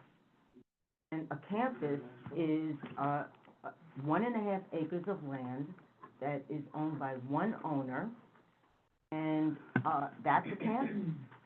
So that, and on a campus, you could build 15,000, sorry, 15,000 Square feet, a residential neighborhood. To me, this is like a poison pill. I could not support, because it is that intrusion of commercial development into a residential where it is not permitted now, where we don't have that. And the impacts and the potential impacts of that, I think, are very big. 1.5 acres, What is it? you knock down a couple of houses, you knock down this or that, you get 1.5, and then you could put up, a mini mall. And I think the effect on residential neighborhoods just would be. So that really is a poison pill, and it's way beyond NYCHA, which I also definitely agree with you. Let me tell you, there are those who have questions as to why I should serve on the board and serve on New York City Housing Development Corporation. This has been a fight of mine within Housing Development Corporation for the last 2 years. What they call vacant or unused land within the development, I will take and show you what they mean. Most of you, or many of you, are familiar with Marble Hill Housing down the hill, opposite the Target store down there. There's a small, relatively small area within the middle of it where there are benches and trees and the like, where people who live in those buildings get the sun, the light and the air and the snow and what have you, and a sense of living outside. That's infill territory. That's what they have in mind. So what they would do is put in the middle. It wouldn't be low or accommodating at the moment housing. It would not be housing where the people who live in the older housing authority units would have a right to get first refusal into the new apartments, which they should. Would in some cases even not even be the same affordability as the housing authority units. It's a struggle, and its reason for the struggle is the following. The City of New York has declined over the years, as has the state of New York and the federal government, to provide enough funding for the housing authority to maintain its properties in proper shape. So they have declined. The enforcement of various rules there is by a union that doesn't necessarily accord with the views of people who live in the buildings in terms of maintaining them up properly. Lastly, and perhaps most importantly, they are trying as to all of the housing authority properties in the city of New York, turn them over to private developers under the following plan. The housing authority buildings are, many of them now already are under quote contract to XYZ Corporation, which will maintain them instead of the housing authority and do things, and have a right down the road to acquire them. An unspoken right, but the right. This is an attempt to privatize. Tenants are voting on this. I have consistently said I will vote against it every chance I get. Made my point very clear, they know it. I'm a state representative, not a city representative, so they can't do a hell of a lot about that. That's the issue. Now, yes, please, I apologize. We can agree to disagree on and that's why we came up with a compromise. I mean, there's some people that said to me, well, you know, there's commercial ground floor in Parchester. Those people own their units. It's good enough for them, but it's not good enough for NYCHA housing. And then people said the same thing about Co-op City. I'm just telling you that there's not, you know, we can agree to disagree, and we can debate just this one issue, and we can have a housing discussion at the housing committee, which you know I'm somewhat looking forward to, because of the complexity of it. It's pretty overwhelming. Just Can I explain to you about how? I let you finish. Let me finish. But what we did was we tried to create a compromise, and we're willing to rework it to have the wording based on your expertise and Chuck's input, and we'll reword it, and we'll run it by both of you, and you see how it is. But the issue that's on the table at this point is not housing, and is not that one issue. If people want to vote against everything we put together in this entire proposal with all of the stipulations and conditions just because of that, then they vote against it. Right? We did our best. All we tried to do is create trade-offs and try to listen to everyone and take their input and try to put something forward that's a solid recommendation that somebody might pay attention to. Whether they will or not is beyond our control, but we will try to reword it so that, as you said, it'll have the greatest impact for what the message that we are trying to deliver as a board. And not everyone's going to agree. I mean, that's what compromise is all about. I mean, compromise is, you know, not everybody, but hopefully we can come up with something, or we have come up with something that the majority of people will agree. But that, you know, we'll vote tonight. We'll see what economic development says. We'll continue to get your input, and then we'll see at the full board. Just give you an example. sure, sorry. The thing about the housing, because you brought up Co-op City, which is a state Mitchell Lama co-op, and Parkchester, which is a private co-op. But NYCHA is a rental housing that the tenants, in many cases, had no rights at all, except if they have an active tenants association, and a lot of them don't really have an Right, active. and if you read our resolution, we put in there that it empowers the tenant association, or our recommendation is to empower the tenant association. We don't have control over that. All we can say is what you're saying, is this is what we would like to see, and that's what's in that resolution. Right, but Exactly I what- wanted to say, in terms of the commercial, Co-op City was built with the commercial there. It didn't come afterwards as an afterthought, and I believe Parkchester was the same way. So they planned it that way. NYCHA planned it another way, which was to make it a community service, because they needed to have community services there. They didn't have any, so their ground floor is with senior centers and community recreation places for the kids and after-school place. Where are we gonna put the commercial spaces? I mean, are you gonna say they should be eliminated and grocery store should be put there because it's gonna help the tenants that live there shop closer to home? I mean, I think there needs to be more discussion put into the language for that kind of thing. And actually, just not NYCHA, because it's saying in commercial. I mean, I think they just use NYCHA as an example, but I guess any kind of non-commercial building, you can put commercial into, is what they're saying, right? Is that my understanding? No? No, that's not my. So they're just talking about NYCHA. No, I think you'll see. They're talking about a process for taking currently vacant, unused spaces and allowing a process to legally put something else in there. But they, Which right now is not allowed. So Why would it just create residents, they want to have a community. Why did they want to sell highlight food. NYCHA? That's not allowed. Let's say NYCHA.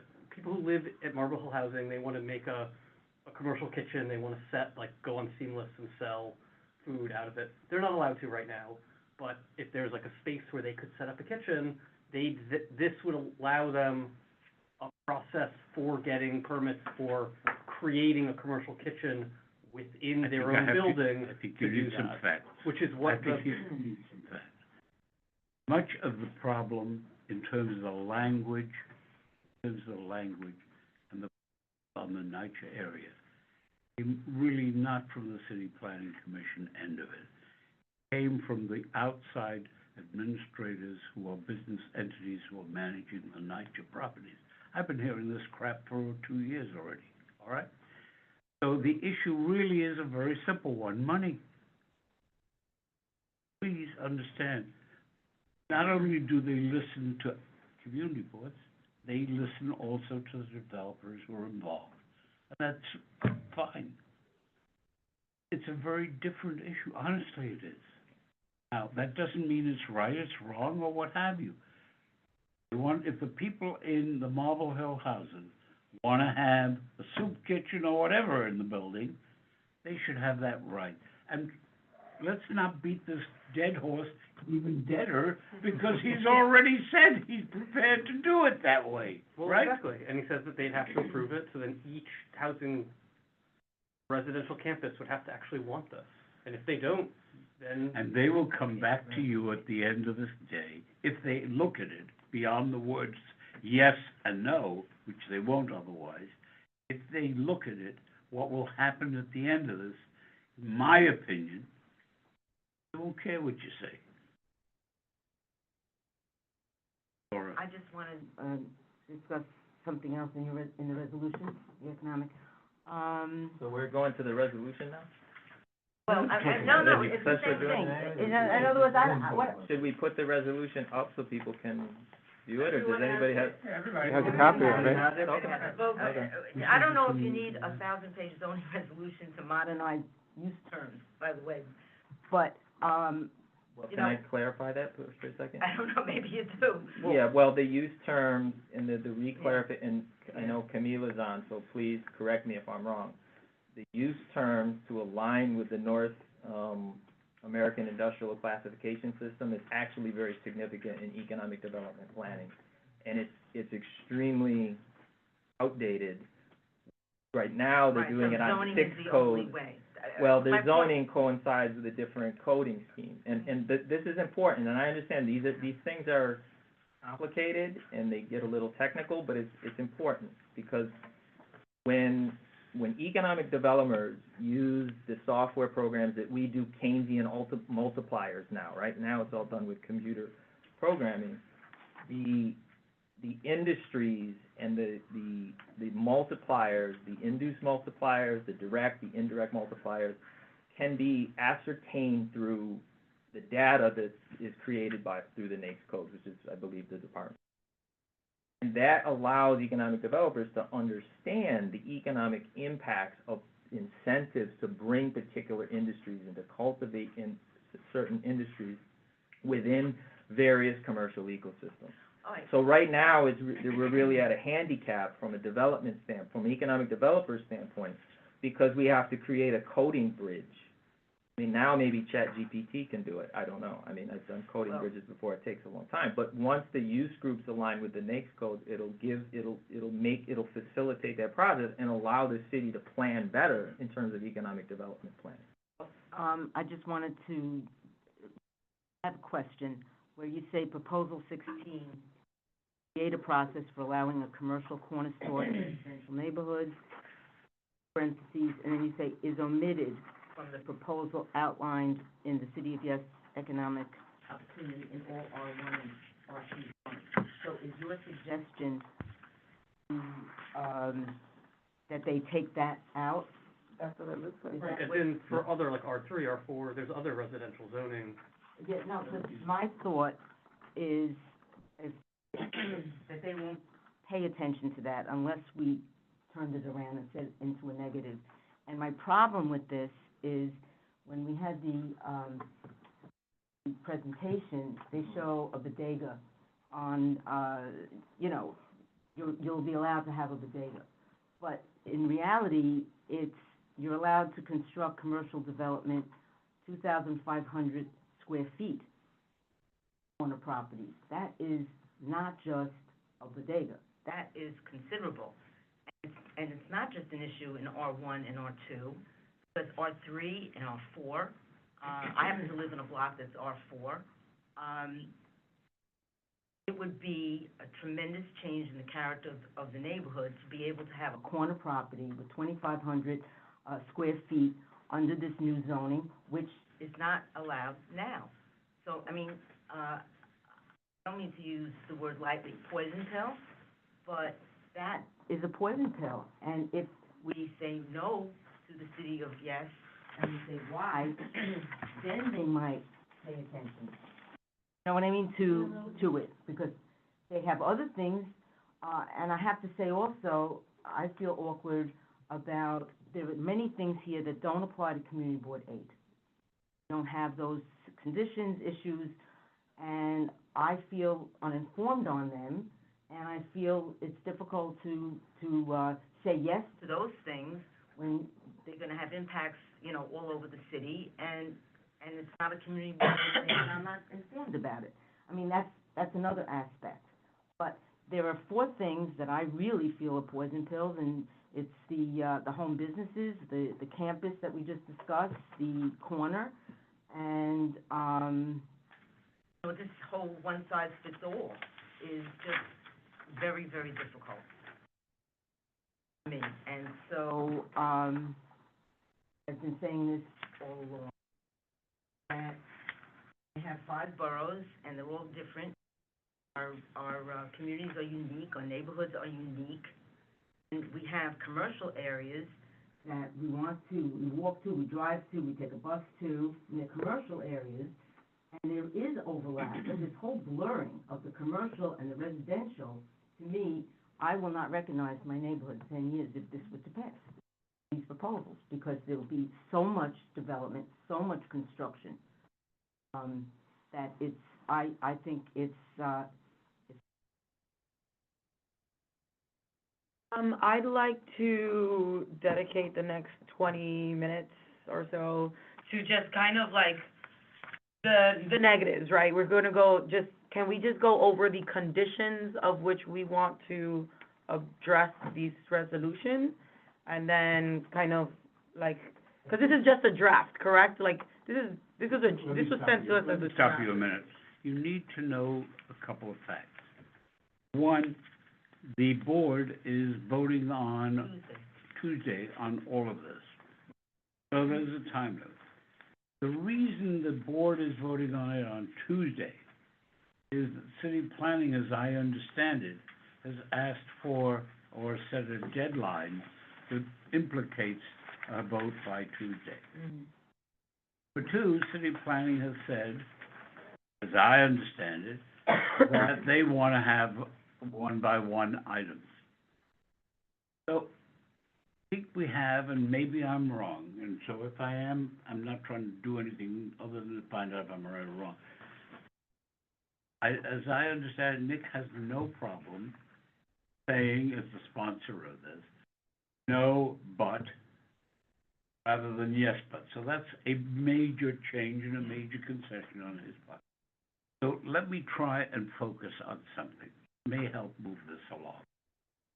Laura has 4, I think she said, issues that she regards as hot potatoes. I have, in addition to those, 2 of them based on experience in this community. One having the nightlife in a residential area. And the other one is amusements in a residential area. We had a terrible problem. And we had cops up there every Monday, Wednesday, and Friday, if you will remember. Nightlife one was supporting in a residential area.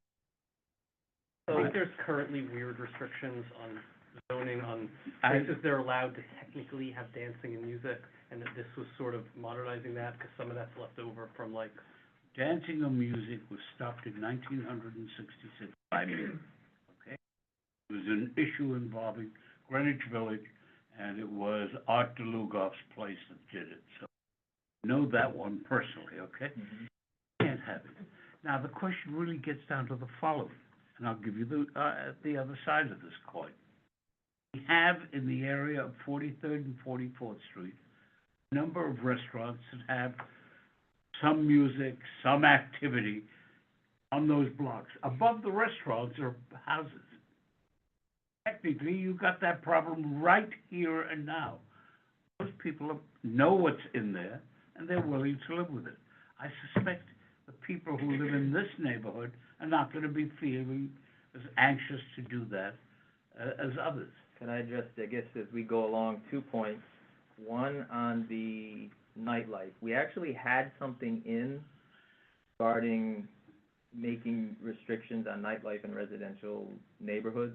But the problem that we saw when we read the text, there was, if it had occupancy over 200 people, right, it's already permitted. If they had occupancy over 200 people, then it would require a BSA. And then I guess a question for Chuck or Camila, a BSA, I assume that's gonna require a community board vote of some kind. It is. Right, so we already have it, so that we put in there, say, oh, well, you have to have a community board approval, but then when we read it again, we're like, wait a minute, it's already gonna require a community board approval. Under 200 people, it's already permitted in the C1, C2, so we took it out. But I'm not opposed to putting it in. It's not gonna change anything, but it will give our voice to our concerns. The live events. Yeah, well, I mean, you know. It's the attraction, the magnet of live events, Right, music. but- It spills out because public safety can hear this. We hear complaints. Right. It's in a commercial area. So we don't wanna make it worse in an area where you have police cutbacks and enforcement cutbacks. That was- Problematic. And that was the other thing, is that we have the SLA, and we have a very good public safety committee that I served on for roughly 3 years, and they do a very good job. And if, particularly in our district, if there are, you know, issues, then, you know, we do have a mechanism to address those issues. So that's why we took it out, but if you want us to put it back in, you can, unless somebody else has any economic development has an objection, we can put it back in. But again, the way we read it, it's already kind of covered in the text, but we can still put it in anyway. I will tell you. It's not really a concession for us, I but will we'll tell put you, it in. I will tell you, on the basis of experience that Laura and I had with a place on Riverdale Avenue, Laura, correct me if I were wrong, it took well over a year to get those folks the hell out of there. The fire department, the police department. Buildings wasn't gonna help us. City planning was nowhere to be found. Well, look, it's a huge step if you're willing to flip this.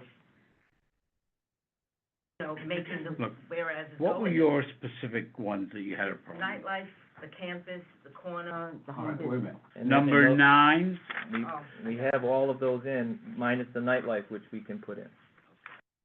Again, maybe you know, we'll try to word But it these are- as best these we are can. issues. These are It might not problems. satisfy everyone, but as long as it doesn't, you know, to us, as long as it doesn't completely change our resolution, we don't have a problem with it.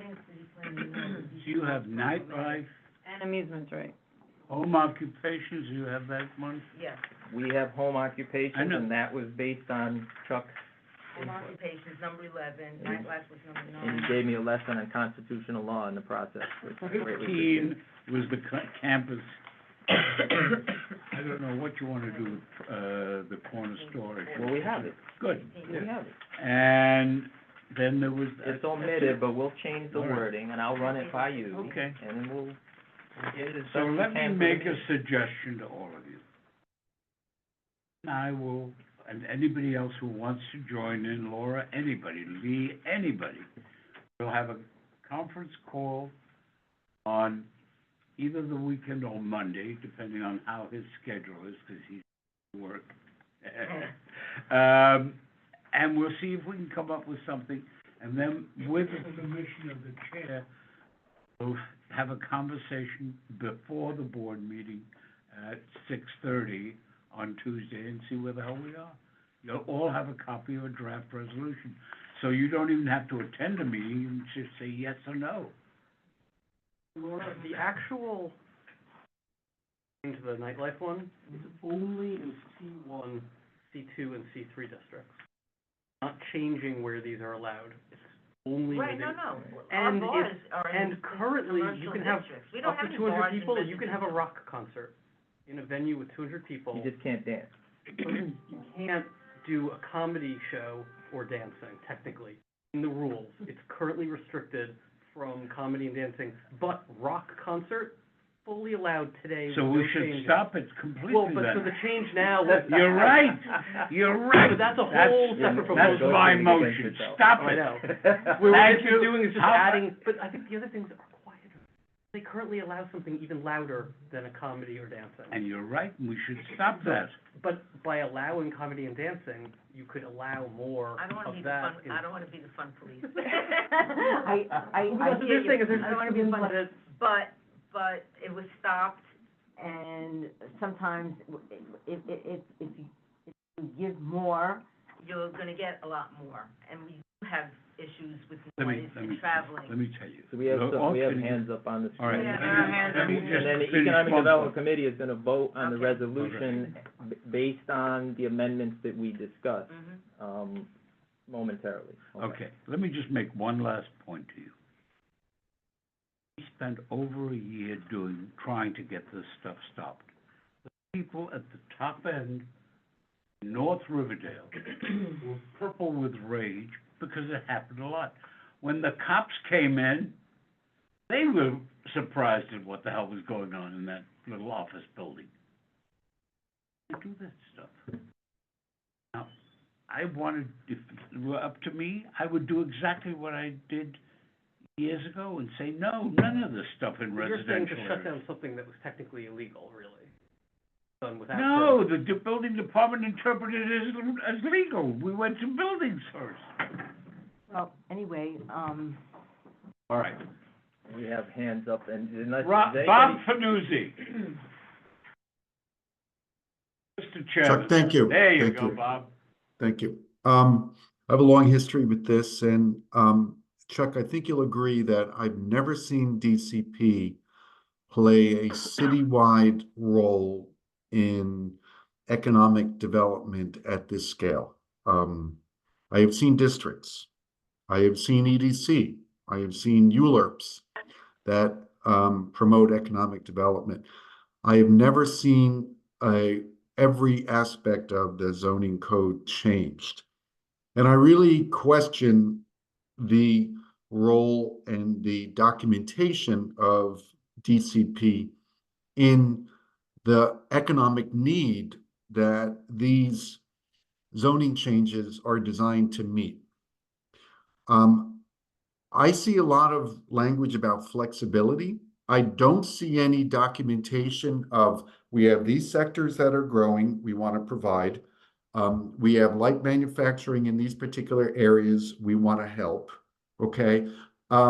I see this as kind of absent the documentation of real economic need and opportunity, okay, as a cookie cutter approach that will change neighborhood character in search of something called flexibility. Flexibility, by the way, is not a job, okay? It's not a career, it's not an economic development path. So that's one thing I want to say. The other thing I would say is this does part company with probably 75 years of economic development planning, which is to reinforce the central business district. This dissipates it, okay?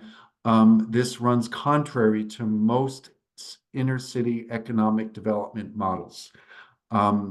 In search of something called entrepreneurship flexibility, which is almost too impossible to really document when it's at this level of generality.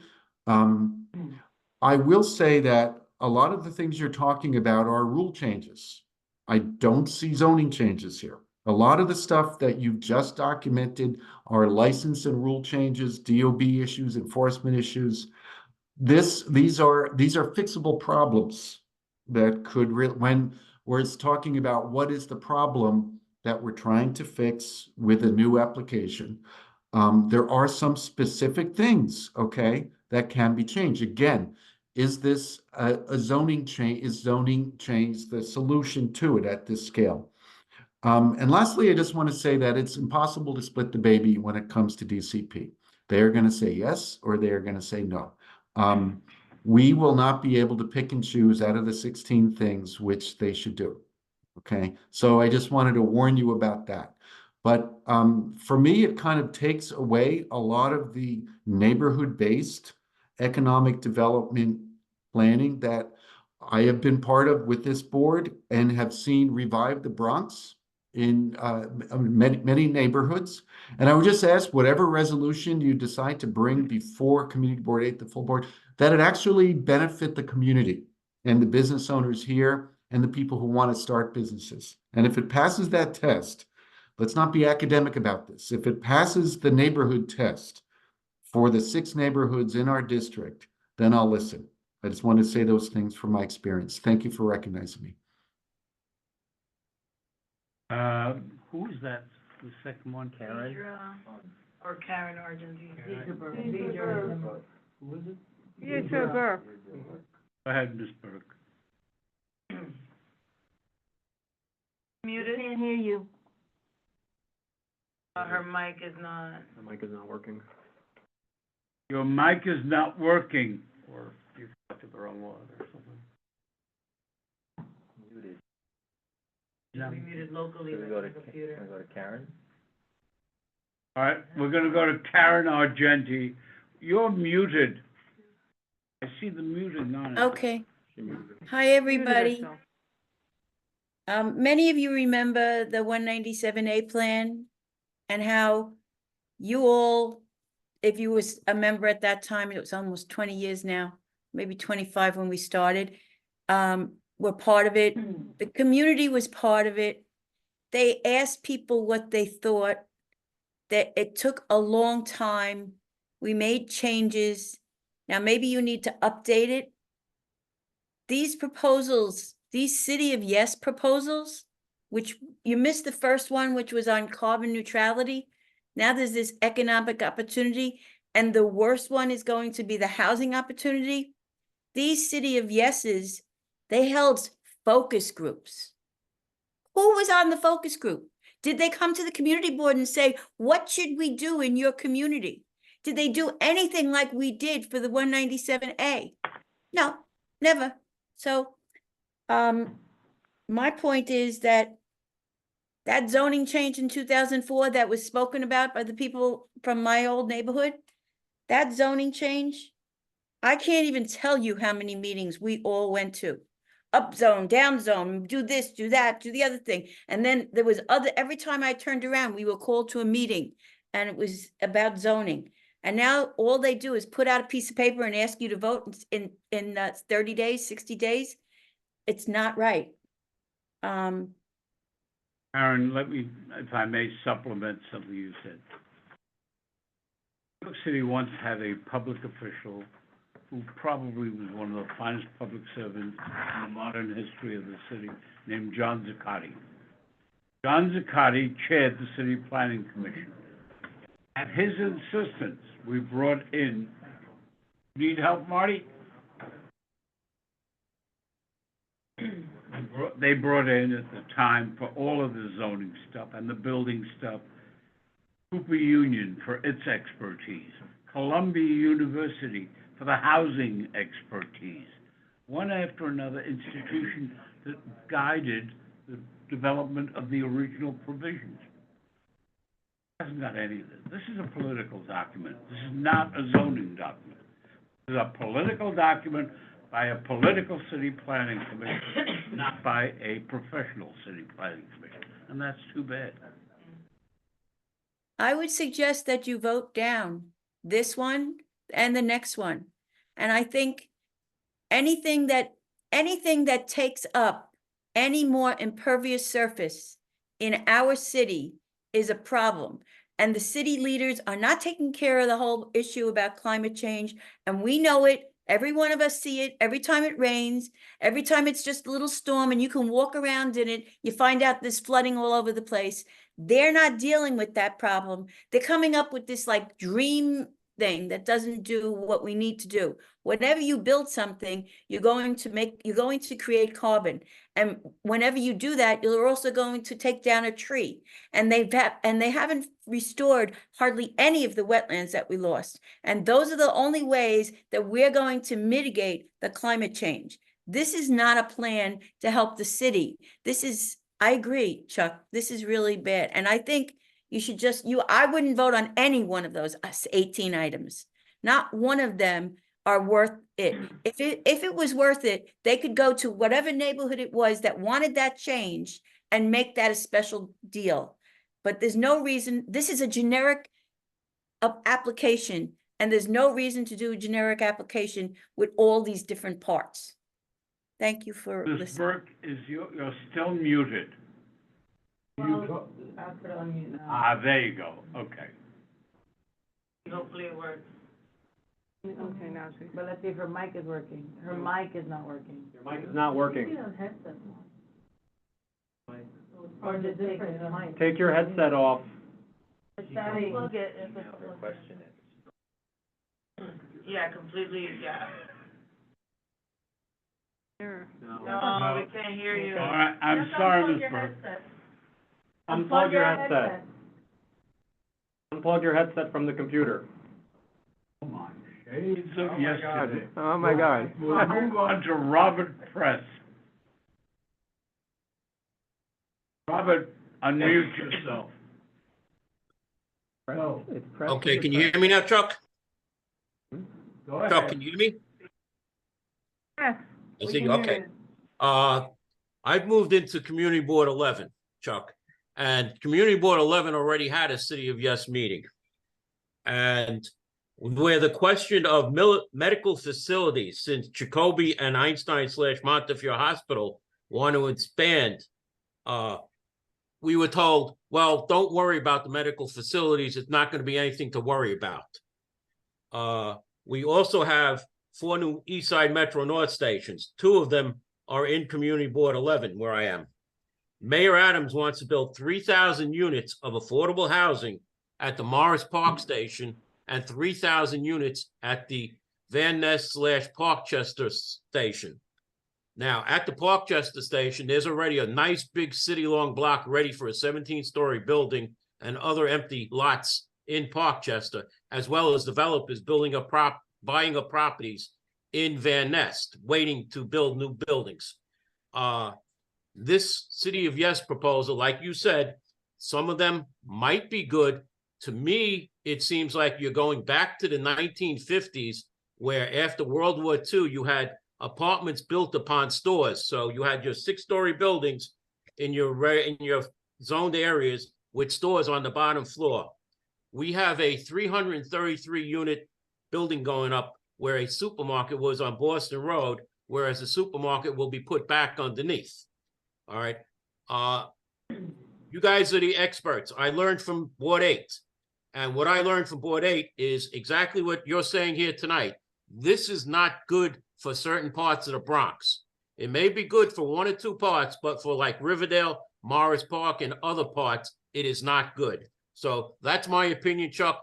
Thank you for teaching me and being such a great teacher. Glad you're back, Robert. We missed you. All right, last chance, Miss She's unmuted. Deirdre. Last chance. She is already unmuted and we can't hear her. We can't hear you. Email, do you have our, can you email our, your, Yeah, send your comments. send your comment or question to our We have party? and- one last question, one last one. Mr. Gonzalez, please. Good evening, Chairman and members of the board. I wanna back up exactly what Robert Press said. The city of Yes, to me, is very embarrassing in the sense that the administration, and it starts with the mayor, and it's that the developers and this whole plan and this whole concept is not taking neighborhoods and communities into consideration and the fabrics of communities. And I work in Community Board 11, and I'm in Morris Park every day in Community Board 11, but I'm going to tell people something. If you allow this to happen, it will destroy, because a business community is going to suffer, especially those corridors, if they're going to have businesses that are going to be put all over the place. I just don't see it working. And I think this is just a way for developers to come in and get what they want. And then the communities all over the Bronx are going to suffer because it's not going to be community based. And that's the big troubling thing that I see in all the years. And I remember when they build big buildings like in Community Board 9, and it worked in some areas, and you had a business district where Corvettes was, but you can't overdo it and start to say that one size fits all. One size does not fit all. And I hope Community Board 8 stands firm, always thinks of the community, and don't go along with something that was a painted brush that didn't even ask you what colors you wanted. Thank you. All right. All right, economic is going to take a vote tonight. Land use, we will see his draft as redone, and it'll get shipped out hopefully to you over the weekend with a Monday deadline for comments, if you can, all right? So, for Economic Development Committee members, we talked about several different amendments to the language. Is there any discussion on that? Any questions, any comments? So we're okay with inserting, which we did have in there regarding the nightlife, right? That, community board approval, I have it somewhere, but I don't have it in front of me.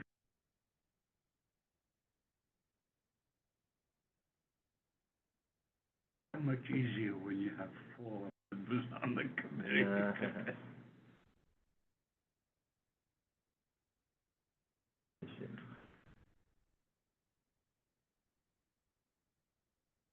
Proposal 9, support nightlife with common sense dancing and live entertainment rules. That's a quote from the proposal. Subject to local community board approval for all establishments that seek such approvals, and is at the discretion of the local community board as to the process by which such establishments receive such approval. You did that saying no unless that is done. We can reword it to say no unless, and it, you know, all of the proposals that we have, again, it'll be in our resolution. We can certainly reword them, based on your input and suggestions, have been to allow the community, have community input with the issues, the majority of the issues that were raised by our board members. Again, I don't know that that's gonna turn out to, you know, satisfy everyone, but that was the intention. The other two were The commercial space and residential campuses, we'll reword that, is prohibited with, we'll work it without the approval of tenant associations. And then we have, allowing commercial stores, again, it'll be no. Economic committee members. And I think that's all we have. So if everyone is in approval of those, changes to the language, on the conditions, then, I'll call the question. Is there a motion to call the question? Is all those in favor of the resolution with, as amended, based on the amendments that we discussed? Yeah. All those in favor? Yeah? Aye. In favor? So, it's unanimous. Okay? And flip that. We'll do the best we can, we'll reword it the best we can. We'll flip it and I'll run it by Chuck, and I'll run it by you, and then we'll go from there. And Lee. I'd be happy to be involved too. And Bob.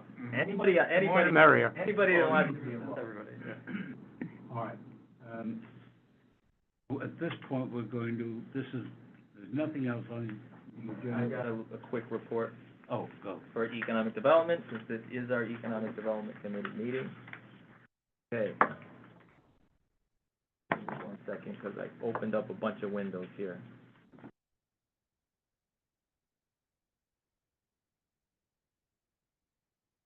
Oh yeah, we had the gaming. It's not pertinent to our district. No, because A and there's no- C, A and C. Well, it may become because they're looking for this. Passing around every week, they can find one. I don't know if we have to vote on this. Do we have to vote on it? Which is this? A and C. You take a look. I'm Yeah. sorry. Go ahead. That's all my fault. Gaming facility text amendment, the city is proposing a citywide zoning text amendment to allow Oh. gaming facilities as permitted. Let me tell you, if I may, my position on it, please don't let that do any more than tell you what my position is. I do not mean to intimidate anyone. I am dead against this, and I'll tell you why. I'm with you. At the present time, if they wanted to open a casino at Van Cortlandt Park, it would have to come to the community board. Right. They don't want to go to the community board. People live here. So they want to go to the state. That's the game they're playing. That's a suggestion that came out of city planning and the people who are in the casino business. Why? They got killed with the community people out in Nassau County when Hofstra came in against them. Wrong. This is what my point about where city planning is today. This is not the city planning that shaped the city of New York. Go ahead, Laura. I don't know if we need to, Vote on this, I agree with you because there's no Euler, there's nothing, it reduces. Motion to disapprove. yes, that's. Motion to Second. second. Second. I'm a little disinclined to disapprove of something without knowing what it actually is. I mean, we have not yet discussed what the proposal is. That is the proposal, to limit this and send all gaming to the state. Citywide. Okay, well, I'm sorry I missed it. No, I'm not in favor of any more casinos. I mean, put them in Times Square. Don't put them up here. Part of it, but On the it's- motion to it's not disapprove, included all in our those recommendation. on land use, please raise your hand if you're in favor. Favor of disapproving. Right. In favor of disapproving. All those against, abstentions, unanimous. Question to Economic Development Committee, do you want to vote on this, or are we okay with just land use weighing in on the gaming issue? Land use? Okay, we're gonna Chuck, defer look to at land A. use, okay, so we're good. Okay. A is another thing, What else? I didn't see it on my agenda. 4A.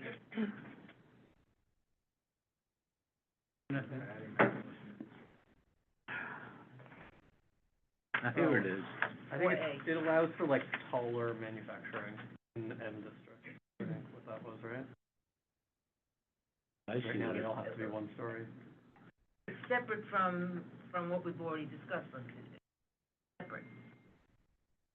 I understand it, the rezoning and manufacturing is included. That's why I'm confused about it.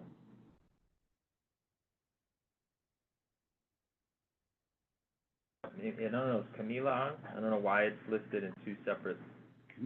Miller, are you Camila, there? Yes, can everyone hear me? Yes.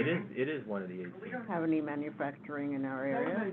Okay, yeah, good evening. Just checking again if people can hear me. Hold Yeah, on a moment. we can hear you. Please, Ms. Thomas. Yeah, I believe it was listed as two separate ones because the manufacturing text amendment is creating a new zoning district. And the rest are like additions to the zoning resolution.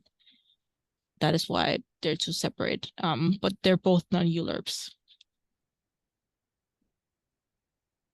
We need to vote? This is a resolution. When is this coming up, if you know? I'll have to get back to you on like the exact date. I've been told, and this is like information that keeps developing. I was told that it would happen sometime early February, and that is why we've asked community boards to submit recommendations before the vote. And my understanding from Farah is that the vote would happen before the board like meets again, and that's why the vote is happening today or soon. But I will have to get back to you on like the exact date because again, this is developing information and I don't handle that information personally. I don't want to put the onus on her because she doesn't have the information to do. Do people have a view on this? Doesn't sound like we should be voting on this. They're not voting on this yet. Well, there is proposals within the city of Yes that pertain to manufacturing districts. Right. Okay, so my question is, I don't know if this is separate from what's already in. She said yes because this is for new districts. The city of Yes I got it. is existing. Is existing districts. You know how this would affect Community Board 8? Would it? Could you repeat that question? Sorry, Laura. Do you know what the impacts of this would be on Community Board 8? Right now, we have a very small manufacturing district, the U-Haul area, very small.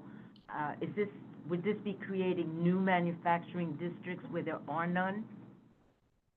Or there is not one, is what I mean? Yeah, if the impact, you mean like if there's like some threat to the community district having like the new manufacturing districts be mapped? Would this, I'm sorry, would this give us a manufacturing area that we don't currently have, or take away one that we do have? We have a very small one. Liam, help me out on this. I don't understand it. Read the language. It's like saying to create more loft-like physical topographies and right-sized parking loading regs. So they're changing the manufacturing definition so that it can accommodate. So what my understanding is. The gist of it is, sorry. No, Camilla. The lofts into something else. Yeah, Camilla wants to say something. Okay, ahead. sorry. And I understand the Community District 8 has some manufacturing districts already. We're not taking away any of the manufacturing districts that are existing on the community district. And just to be clear, we're not forcibly mapping any of the proposed manufacturing districts. The same way it happens with any other zoning district, if a developer wants to map it somewhere, they would apply, but that this is not something that we're like picking and choosing blocks to have mapped this new like manufacturing districts. That would not happen. We're just simply proposing new manufacturing districts. We're not taking anything away, but we're not mapping anything right now. So if your concern is the city like looking into empty lots to map new districts, the answer is no. We're just creating the zoning districts. It's like they're changing the definition. What's the difference between this citywide one-size-fits-all and one by one where you want to change the zone to a new type of manufacturing district? You can do that now. It would be localized. Yeah, the difference is that the districts that are proposed do not exist yet or they need to be, there's sort of like modifications to existing zoning districts. So right now, a person like a developer, let's say I'm a developer, I could not go to city planning and ask them to map an M1A because it doesn't exist. So what we're doing is basically putting forward a motion to propose these new districts to allow for people who are interested in rezoning to be able to do that.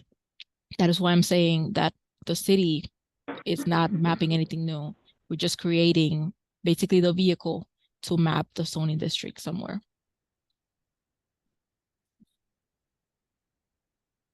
I wanted to create manufacturing district somewhere in the Greenbelt. Forget that it's green. Forget that it's separately zoned.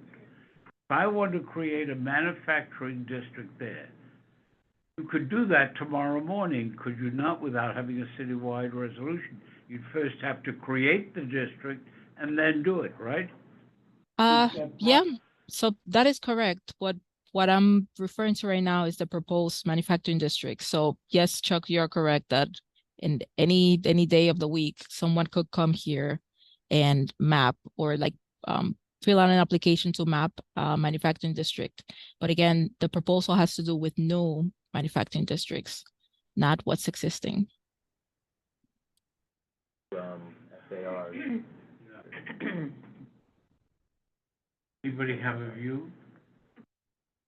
I mean, I can just speak to the, if this is, I'm looking at it really quickly now, and I apologize, because it's 100 and some odd pages, the 42 pages additional got past me somehow. But in the manufacturing proposals that's in the City of Jesper Economic Community, I understand the intention of what they're trying to do and why, and it's sort of an arbitrage of commercial space. So by creating that flexibility within the manufacturing district, because that's the manufacturing, the price that you can get per square foot does not sustain manufacturing. So if it was just market driven, we would have no manufacturing, because what the flexibility within the manufacturing districts within City of Yes allows to do is create sort of this arbitrage within the development, so that you mix a commercial cash flow and a residential cash flow in order to subsidize the manufacturing. And that will, theoretically, if the market responds to it, will allow the ability of manufacturing, and hopefully that we can get beyond the 2.9% or 1.9% of the economy that's manufacturing. And this is, one of the things that when I worked on an economic development planning project in upstate New York, we were pricing, and this was related to the semiconductor sector. We were looking at the price per square foot and how that was factoring into the business decisions of the companies to relocate. So this is part of the calculus of why they're trying to implement these changes, which is really, to me, the fact that they're looking at sort of the market forces is really important if it's ever going to be successful or not. What troubles me is they have the power to do it one by one, but they then have to come to the community board. You've got an advance approval. No, I don't see this I don't think this is. Sure, To me, is this an advance approval? Yeah. You have an advance approval to create a manufacturing district. Advanced approval? I'm sorry, I'm not understanding. I'm not understanding either. Why would you come? Didn't understand what you said. Yeah, I don't understand the question, sorry. Am I correct that if this were adopted, you could, at city planning, decide application to create a manufacturing district of some form, at least in any commercial area, without having to go to the community board? As of right. Exactly, So it's as of right. yeah. I'm Am I wrong in that? I'm sorry, I think okay, so if I'm understanding the question correctly, you're asking if this is approved, are you saying that Yes. city planning can just choose where to map it? Yes. Okay, so the way it would work, two options or two ways that the city, quote unquote, could map this, from my understanding. One, a private developer comes and asks for a rezoning, and that's something that we evaluate as an agency, but that is not like us or city planning specifically choosing to map. That is a request or an application. The second would be a neighborhood study. And a neighborhood study are usually non-ULURPs, but they would still need to be approved by different agents, by different entities, and would also ask for community board approval. So we would not just secretly or without telling anyone map anything. And again, just want to make the point clear that we're just creating the zoning districts. We're not here proposing anything that we would just map at our will. That makes sense. If Related came to DCP, said we'd like to create a manufacturing area adjacent to the current Hudson Yards. You had this power already adopted. You would not have to go, if you thought it was a good idea, to the community board and get its approval, would you? Well, the applicant will have to go to community board. That is not a question, or that would happen by itself, basically. So again, we would not be, this is not a tool to just let people map as of right, if that's the question as well.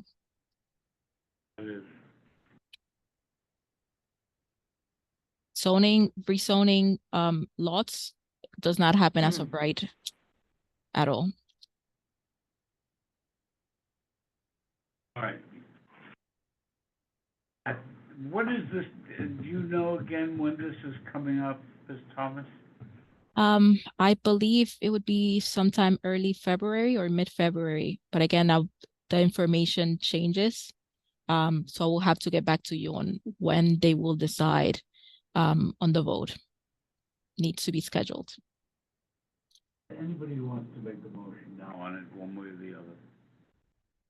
I say table it. Well, if you meet Yeah, the first the week table in is, February. let it, is, you're not taking opposition, therefore it's gonna go through. Or you could table it till the board meeting Yes, that's what I and deal mean. with it at the board meeting. If you, have the land use meeting Right. The issue is, you, Thomas may not know definitively when it will come up. That's what happened with another one, the carbon neutrality. It wasn't her fault. She believed that it was gonna be later. So let's table it to the board meeting and we'll deal with it then, all right? All those in favor? Contrary-minded? Abstentions? Done. Okay, back to. Motion to adjourn. Back to the Economic Development Committee report, chair's report. This is where we were. Hold on one second, let me get it back up again. Sure. Sure, I wanna have too many more of these joint meetings. Oh, fine, this is fine. Do you want these back?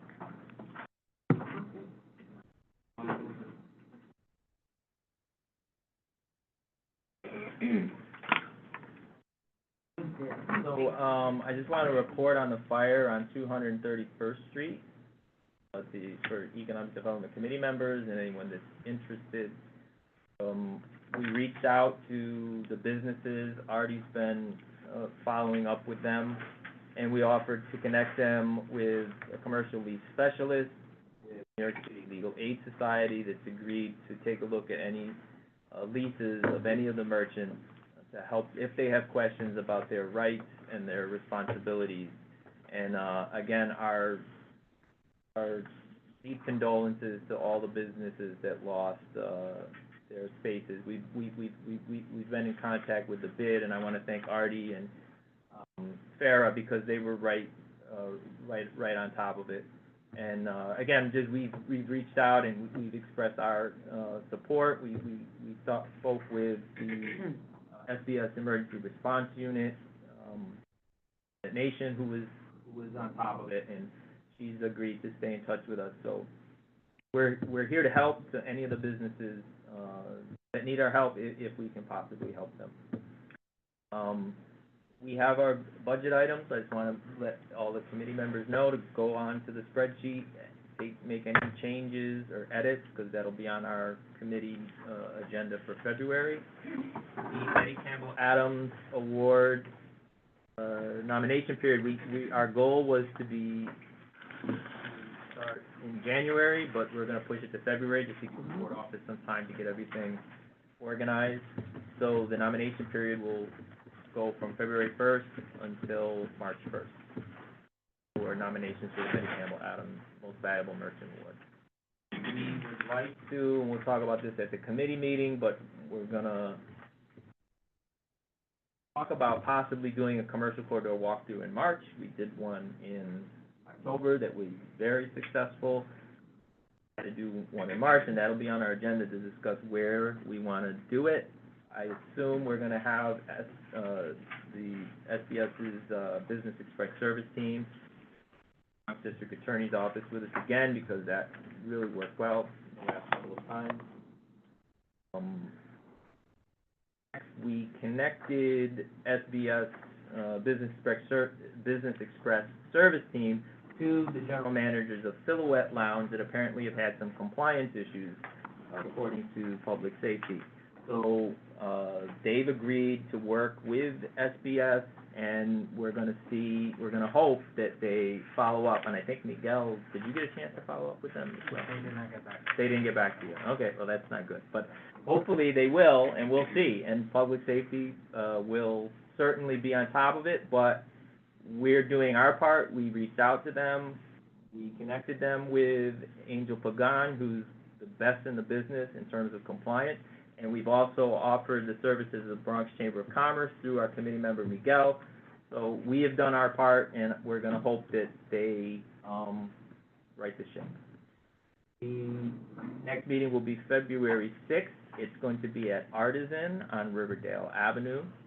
If you haven't been there, it's a really nice place. They have a conference room. We might do it in the conference room. We might do it in the open space area, depending on how many people we have. But we want to thank our hosts for offering to host us February 6th. It should be fun.